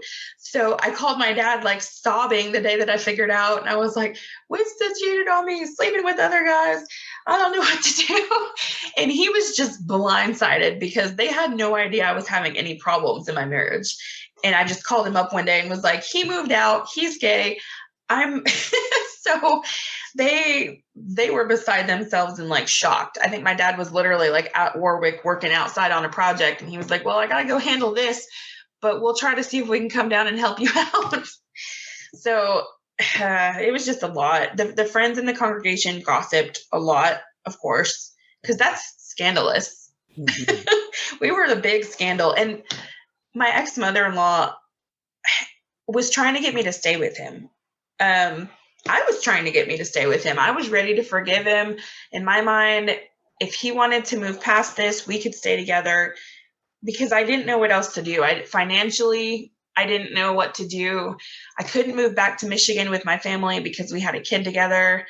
Like I was terrified. So in my mind, I was trying to make our marriage work, even though clearly that's not going to happen. But I tried, told him, like, let's just date each other again. Okay. You know, when we were definitely split up, but he lived somewhere else. But I was like, let's go on dates. Let's try to rekindle the romance. And I want to say maybe he tried as a little bit. He really didn't try. That was my clue. Like he was happy with what he was doing, and he was discovering himself and going on his own journey. And he was still coming to meetings, trying to save face really with his family and stuff, because you're supposed to, you're supposed to give them hope that you're coming back. But after like 6 months of trying, I was like, he does not want to be married to me. This is forcing an issue that it's just not going to work. And we never had sex again. So that meant I was free to get a divorce and not have repercussions. So we ended up divorcing about a year after the whole situation went down. You just see how people try to shoehorn themselves in or fit into this mold. Jehovah's Witnesses have this tiny little box they put everything in, and you're like, maybe we can make this marriage work, even though this had all gone down and everything would happen, because I don't know how to live outside of this tiny little box. And so you're trying to go back to it and trying to keep him in, but he's already left it. And is out in the wider world trying to figure out his life. And then your dad, I hate hearing that, he was on a project at Warwick or whatever, and was just kind of like, I don't know, the way you said it, maybe there was more to it, but it sounded kind of dismissive. Because of course, he definitely felt for me. Jehovah comes first, right? Yeah, exactly. Like that's what it is. He felt terrible for me, and they were there for me. They eventually actually moved to Tennessee to help me babysit my daughter and stuff for about a year. So that was great. They did try. They took me with them and moved us to a congregation where the need was great in Tennessee. Well, it was Georgia, actually. We're right on the line. But yeah, so of course it was never just let us come and help you, because they had no money. They sold everything to go work at Bethel, so they couldn't help me financially. But yeah, they could see I was in a bad place mentally. I was depressed, of course. Who wouldn't be? I was living on a couch. I needed a little bit of help. So they scooped me up and were like, here's what we're going to do. We're going to move to this Trenton congregation in Georgia. They need help right now. They only had like 37 publishers. So we're going to move there. And they found a sister we could stay with. So that happened. And mentally at this time, my self-esteem, I had major issues, of course. I felt rejected by the one person who wasn't supposed to reject me. So around this time, I started, like, different guys would try to flirt with me on Facebook or DM me or something. And I started letting my guard down a little bit and, like, sort of allowing that. Like, I was still super careful. I'd still say I'm a witness. I can't yada yada. But, like, it felt really good to get that attention and to be noticed by anybody. My standards were zero because I was like, anybody be attracted to me and want me, because that wasn't happening when it should have. So I don't know. I started down that road and kind of let those thoughts be in my head about a year, kind of let them all marinate and, like, let me think about this. And about a year into it, I want to say right after I stopped pioneering, because I went to Pioneer school the second time and then stopped because I wanted to have that experience. And then after that, I was like, I'm a single mom now. I've got to work more to provide. I just can't. And so I came off the list. And then I think around that time, I downloaded Tinder. So you got the experience of the Pioneer School for the second time, and then you realized it was time for you to act differently, not only for your child because you needed to provide, but it sounds like you were starting to realize that you needed something else for yourself too. Yeah, I had tried to talk to some witness brothers, and one of them, like, talked to me, and then ghosted me after a few weeks. Somebody who I would be seeing at a convention. I was like, how do you do that? Like, they were just trash. The brothers I was talking to, if they were single and they were in their late 20s, there was usually a reason they were single in their late 20s, and they weren't people that I was attracted to or weren't connecting with. And if I did, they ended up talking to other sisters at the same time. Like, it just wasn't. So I started thinking about my future, and I was like, what if I date and then marry one of these brothers and we're not sexually compatible? Like, now I've had sex, I know what I desire, and now I'm supposed to wait till marriage again? What if this happens again? Like, I started thinking about my future and thinking, like, can I handle a life where I'm not having sex with my husband again, or not compatible in that way? Because you, as a witness, you're just like, there's sex and there's not sex. There's not, like, compatibility or desires or anything else that involves that brought into the thought process. It's just, you're having it or you're not. And so I was starting to get out of that bubble and just be like, I know what I want now. What if I'm not going to get that with the first person I happen to date because he's a ministerial servant? Like, I started thinking more about this, and then realizing, and like I said, that was the turning moment where I was just like, I'm still going to be a witness because I can't lose my family and my everything, and they're my support system. But I also need to take care of myself and, like, figure out what I want and have what I was supposed to have. So I guess you went down that path. Yeah. Coming from a relationship where I was, like, denied pretty much every day, because I kept trying and I kept taking it personal. It was bad. Like, I went from, like you said, it's all or nothing. And you either can't handle a sexual relationship or you go the opposite way, which is what I did. And was like, oh my gosh, people are interested in me. Like, I started going on a date every day, every single day that I could.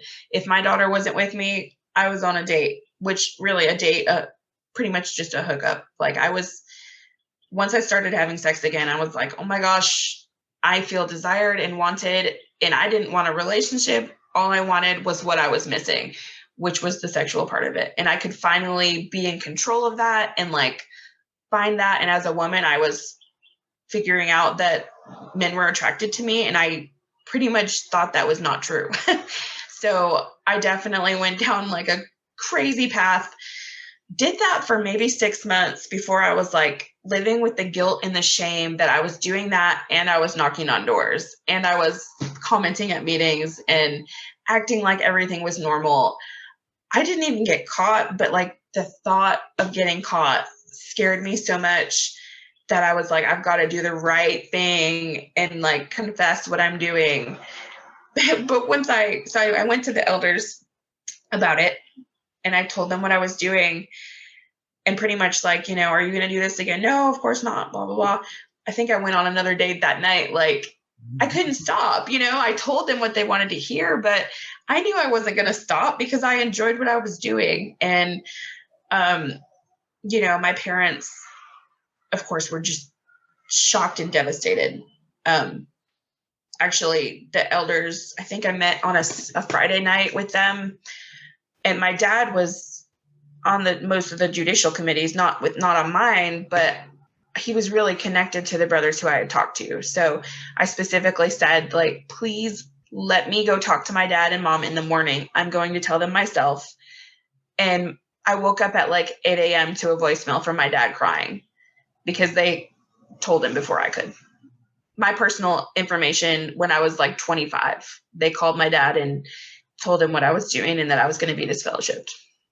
They're such assholes. There's no reason they couldn't have allowed you to talk to them in the morning. There's no reason whatsoever. So I guess the night before they had decided that you would be disfellowshipped. Yeah, I didn't know yet. They didn't tell me that yet, but okay. But sometimes they'll tell you right then and then, invite you back in and tell you. But they went ahead and deliberated, made the decision, and told your dad. Did he even know that you were going to be disfellowshipped before you did? Probably. I don't remember. I think I just assumed that I would be because I had let this go on for so long. And they asked me like how many, the creepy, super intimate questions they asked you.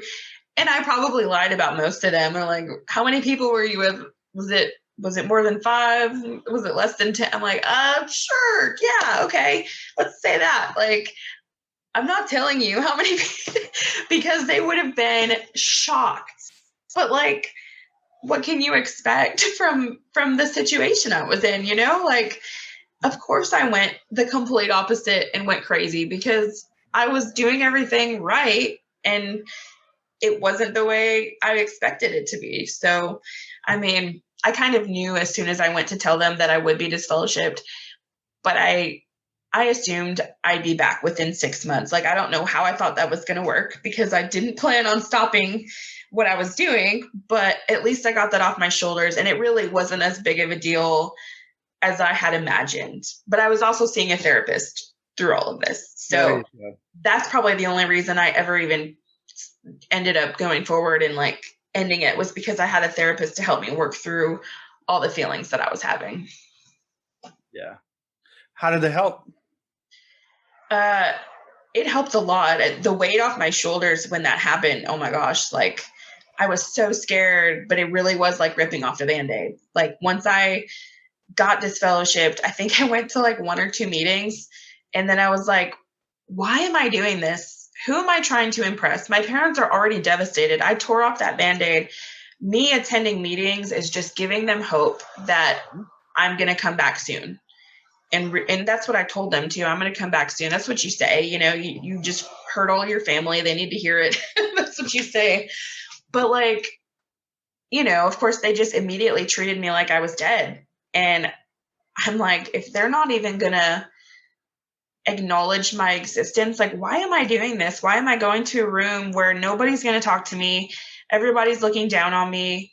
Even when I was at the meetings, I was hearing the things that they were saying. And like, if you have sex, you're going to end up with unwanted pregnancies and diseases, like, all the things they say to scare you. And I'm like, no, like, you can be smart. You can use contraception. You can get tested. Like, you can, all the fears that they put into you. I was sitting there as a witness who is disfellowship, just sitting there like, this is such bullshit.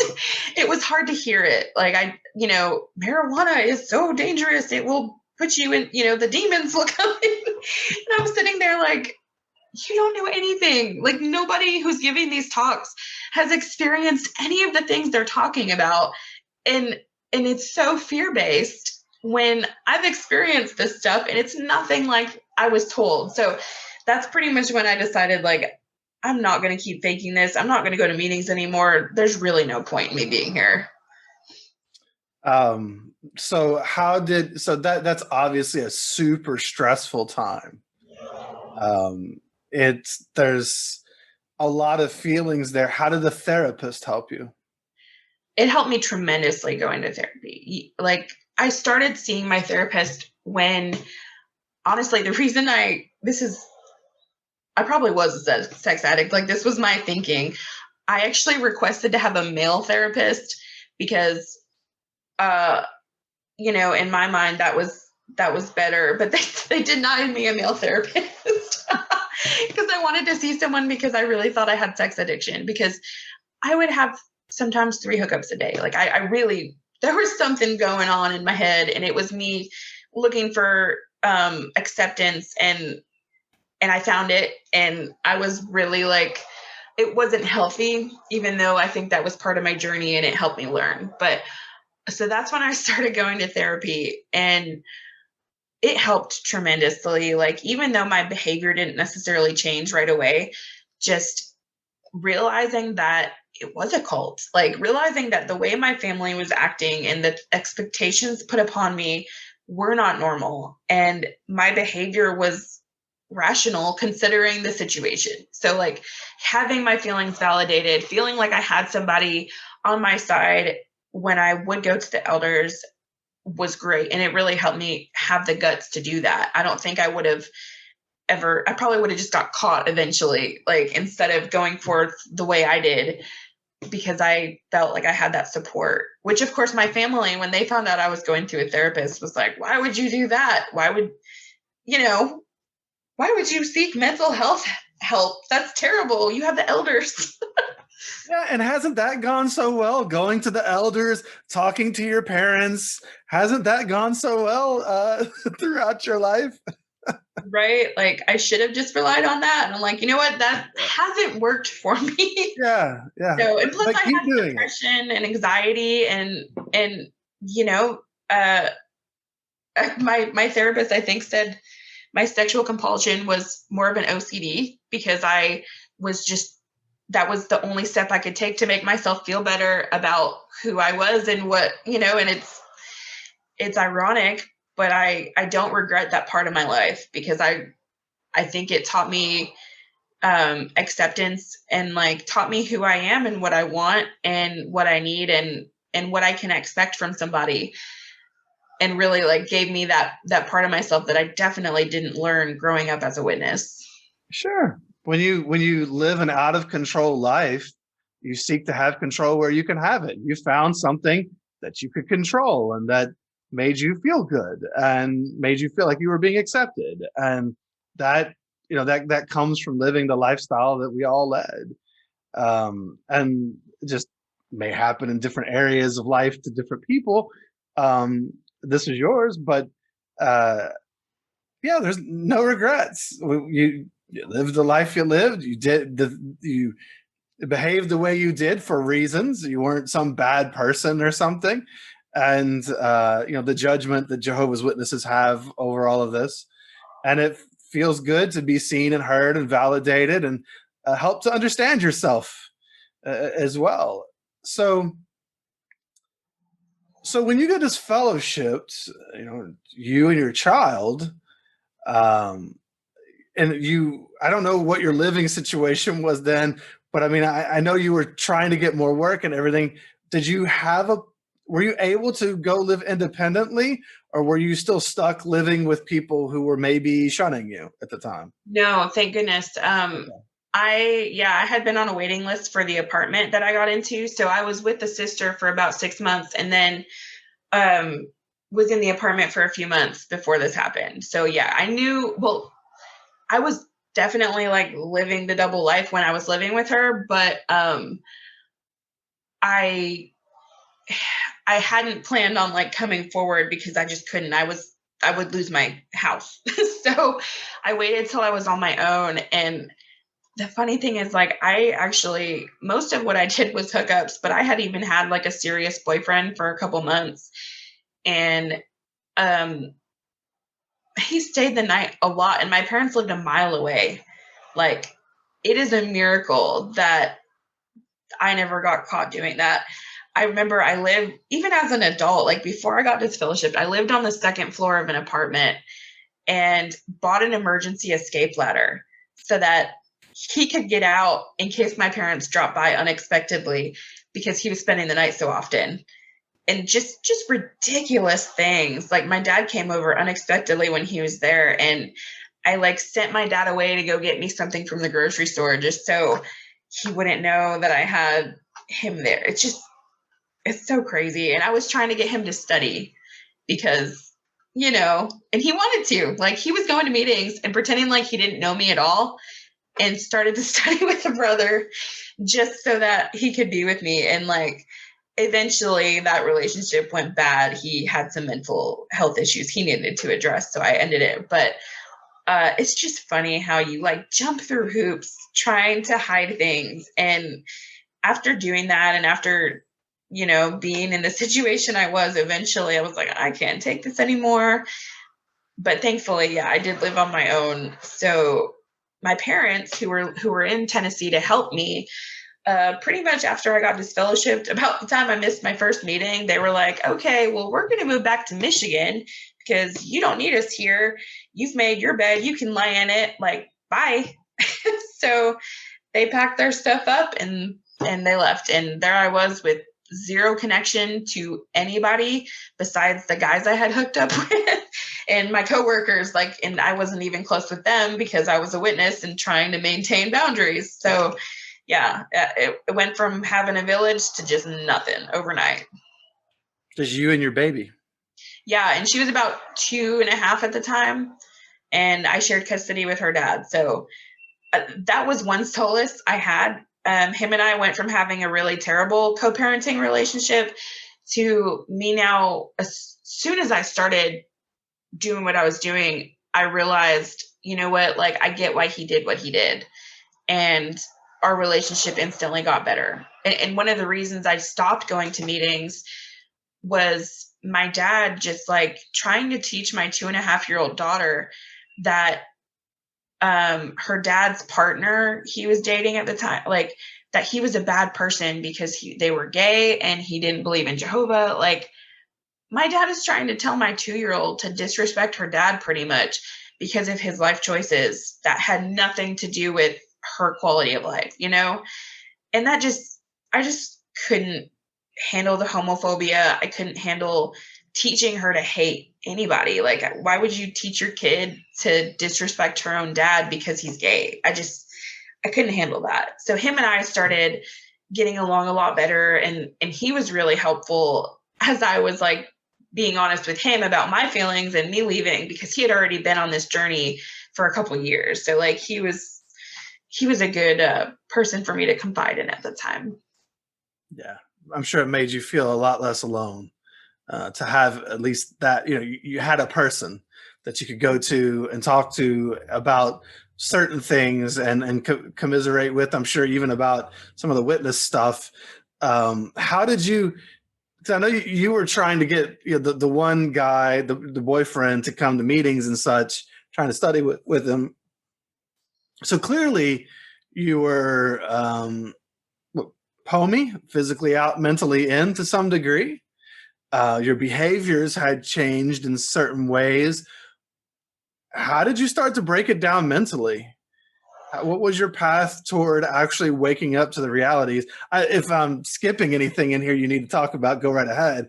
But I just wondered how that came about, because clearly you were mentally in at that point. Yeah, it was so gradual. And it's so ironic because here I am like on Tinder and hooking up with dudes, but then in other things, I was still like, no, like I still haven't gambled.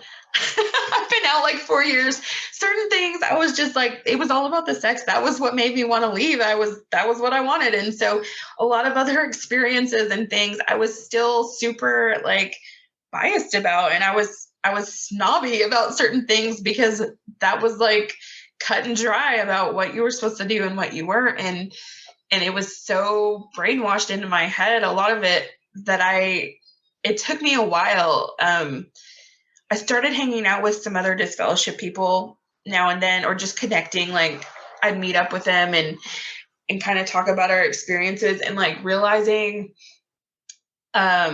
they were more open-minded than I was. They were kind of further along in their journey, and hearing their stories, and like kind of realizing it wasn't the truth, or there's more to it than that.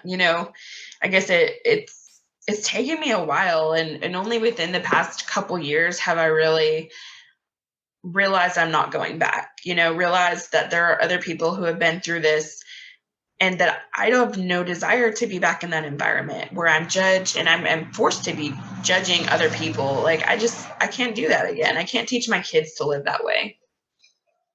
Was there anything along the way that helped you to break down, or have you broken down? Have you gone back and looked at the doctrines and what it involves, and learned about all the things Jehovah's Witnesses are involved in? Was there anything that helped you to work on that side of things?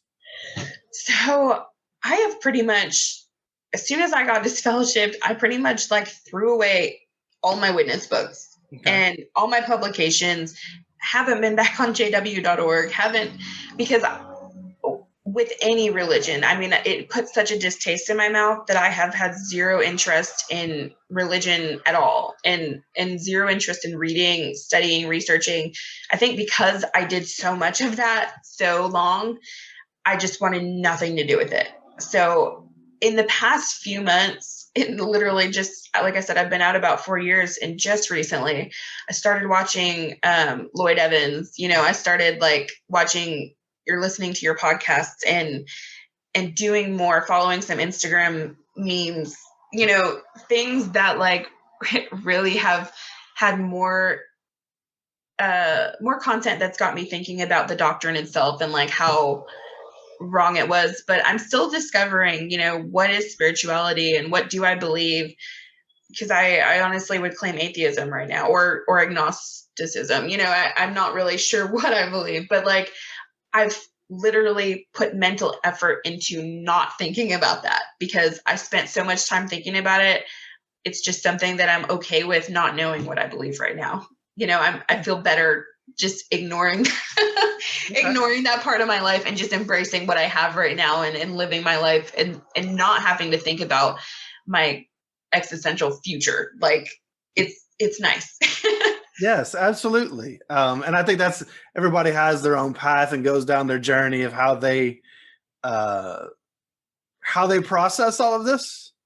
And I think everybody gets to a point where they're ready to look at it when they're ready. There's a grieving process with all of this. It's the loss of family. It's the loss of a belief system. And you have denial at first, and bargaining. How can we keep all these things working? And anger, and depression, and then hopefully acceptance. And acceptance means letting go of the hope that things could have been different. And in order to do that, a lot of times we need to understand how it all worked, how it all played together, how it played out. Who were we in that situation? Who were our parents, or whoever the other people might have been, the elders? Just people that you come across along the way, and gaining understanding of why it all worked that way.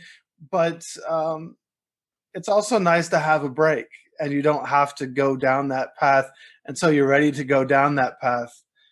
I always encourage people to do that at some point, because there are often a lot of patterns that people play out in their lives that they don't see, that come from that past.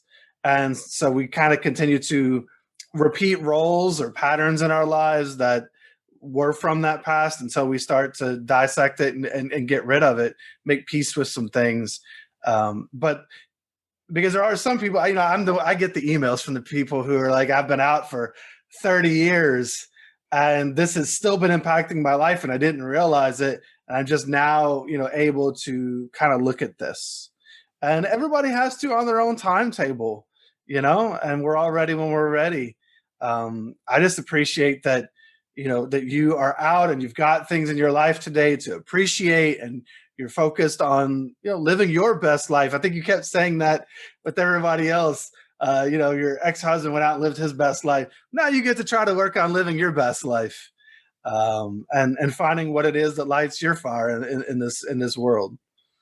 Yeah, and it's funny because I think that was just a phase of my life trying to, grasp at straws to like find my identity and my um, self empowerment, I guess. But it didn't last forever. I ended up meeting somebody that we met because of a hookup. That's what we were gonna do, and we ended up falling in love. So I immediately overnight was able to turn that part of me off and just focus on my relationship with him. And so it wasn't something that was out of my control. It was part of what I needed for my healing process. And now I've found something that fills the void even more so because it's a loving relationship with a pagan, actually.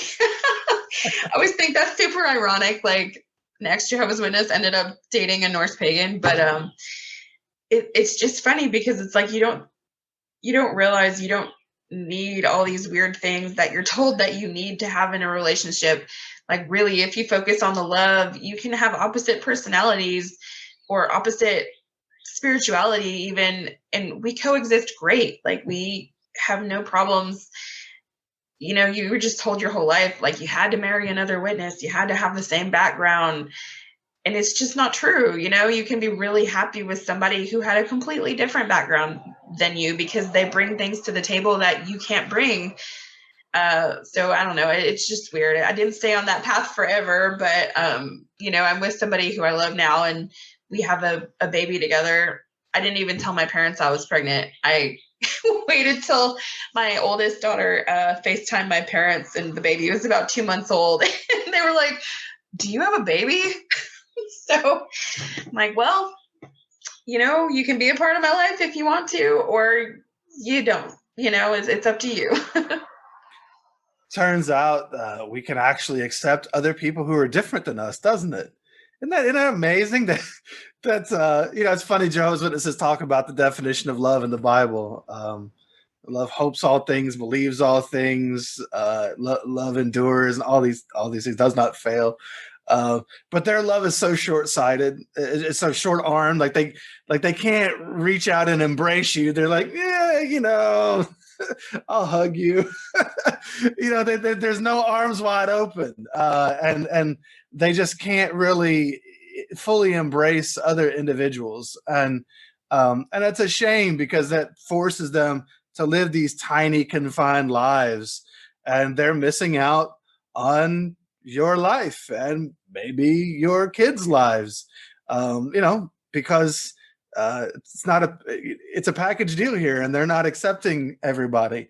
And it's sad that that's the path that they've chosen to go down, but that's their path.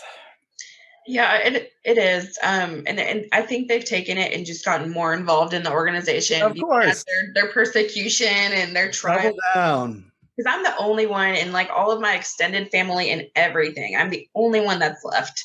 So I am just sure they get their kicks on gossip about what's new in my life. And I've got blue hair, and I've got a piercing. Like, I'm sure it's very entertaining, and it's just devastating to them. But it's like they're missing out on such beautiful people out there in the universe because they're judging them based on their appearance or their religion, or it's a shame because they really are missing out. And I try to have that connection with other people. Like, I've made my own family. I don't have any family or lifelong friends, of course, as most disfellowship people don't, but I've made my own. My in-laws are awesome and super supportive, and like grandparents to my kids. So it's like, you've got to just make your own family. I have a best friend who's an aunt and uncle to my kids, and they're all just friends, but like, they're my family. My parents don't know what's going on in my life. They don't ask. They don't talk to me. So it is what it is, you know. Can't change it. That's where it gets down to that acceptance again, meaning letting go of the hope that things could be different because they're making their choice and they don't have malicious intent. Neither do you, obviously, and your life, but they are who they are. And most people are doing the best they can in life with the mental and emotional tools that they have, their past history, the current circumstances, their biology, their psychology. Most, your parents are who they are. They're not trying to hurt anybody probably, but they are. And it's shunning is an act. It's something you do to another person. It's not something that you deserve because you left. That's on them. That's their action, their choice. And I'm sure if they wanted to be open-minded and come into your life, you'd welcome them with open arms. But that's not who they are. And they're just not capable of that today. It's so hard to explain that to someone who's never been a witness and who doesn't understand that, because even my fiance would be like, just tell them how you feel, tell them, and I'm just like, it's really wasting my breath because they're so in it. And I know when I was in it that much, I would have never doubted anything. I would have taken any word from a disfellowship person as apostasy. Like, they're so deep in it. There's no bargaining or explaining that will ever help. And I've just kind of come to terms with that. But, I also don't want to hurt them because they are so in it. And in their minds, my decisions are just the worst thing that could have ever happened to anybody. So it's just funny trying to find a balance of, You don't hurt them. They hurt themselves through their choice of belief systems. Yeah. We don't hurt them by our actions. We're just living our lives and they're choosing to be hurt by it. They are the ones with the belief system that allows, that dictates to them that they are supposed to be hurt by this. They are the ones who are closed off and closed-minded. So they're bringing that pain on themselves, through their narrow-mindedness. And it's a shame because maybe someday it will push them to wake up. But in the end, as I say a lot when I'm coaching people, we don't get mad at fish because they can't fly. We don't get mad at birds because they can't swim. Your parents only they're very limited in their abilities. They don't do life well. They're not very skilled at what real life is. And so, until they can develop those skills, they're going to lag behind. You've outgrown them. You've gone to places they can't go to. They've chosen to stay small and in a tiny box. And it's easy to judge from that tiny box because it makes you feel better about your lot in life. But it's not healthy and it's not ultimately making them happy. They're experiencing a lot of pain because of their choices. Mm-hmm. Yeah, that's the funny thing is, like, I've told my mom that before, and of course it fell upon deaf ears, but I'm like, I'm here, like, it's your decision. It's not my decision, because she tries to make it feel that way. It's my decision. I made the decision. I knew what would happen. And I'm like, nope. It's a religious ideal that you are perpetuating because it's your decision to stop talking to me, and of course it's pointless to have those conversations, but sometimes you just got to put it out there. But, that's kind of been a part of my journey, is just being like, you know what, they're never going to change. If they do, I'll be shocked. But even me, I probably never would have changed if this situation didn't happen and I didn't get married to someone and then it not work out. Like, I probably never would have changed. I would have been a witness forever. But I'm so glad that my weird scenario happened and I was able to grow and, like, build relationships and experience life out of that box. Yeah, you never know what it is that might wake you up, or maybe you have some cracks in the foundation and something comes along and what opens that crack and gives you a path out to freedom. But yeah, that victim blaming stuff that they do. I walked up to my brother at a concert and he shunned me to my face, right? I said hi. I walked up to him. I stuck my hand out. I knew it was probably going to happen. Okay. But this is what happened.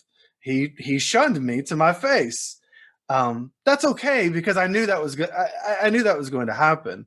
But that's something that he chose in that moment to do to me because of his programming.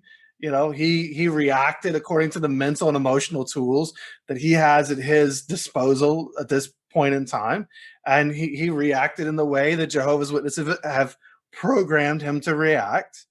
And okay, but I made him do what he has to do. I made him feel what it is that his cult makes him do. And I, you know, again, that was something he did to me. I didn't shun him. He shunned me. Shunning is an act.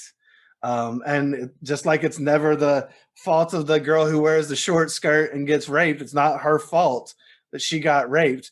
It's the fault of the man that raped her, not her fault. It's not my fault if this person shuns me. That's their choice. That's on them. That's what they did. And I disassociated, right? I wrote the letter. I left the organization, but it's not my fault. I never chose any of that to begin with. I was born into this stuff, right? That's a lifelong choice that certain people have made in their lives. And again, we can get to the nature of choice and the coercion and then the lack of tools and all that. But that's on them. That's not on us. So it's a lot of times it's a matter of putting the onus back where it belongs and the responsibility. They try to hand all that stuff to us. No, I'm not gonna hold that because that's not mine. Yeah, a couple weeks ago was my parents' 35th anniversary, and I found out from my ex-husband, because my daughter was over there. They still talk to her because, of course, you know, she's just such a victim in all this. But yeah, I found out they were like doing some kind of Zoom party and invited her, wanted her to be a part of it. So I texted my mom the next day just because I hadn't heard anything about it, of course. And I texted her and all I said was, "Happy anniversary. I love you guys." And of course, she just ignored it. And then a few days later, like texted me saying she wanted to send my daughter something and she wanted the address. So I just ignored it because I'm like, you know what? Like, you can't respond to "I love you" to your kid, like, but you're going to ignore it and tell me something else. Or my dad will ignore something, but then update me about someone's health condition. And I'm like, I'm dead to you guys. Like, what?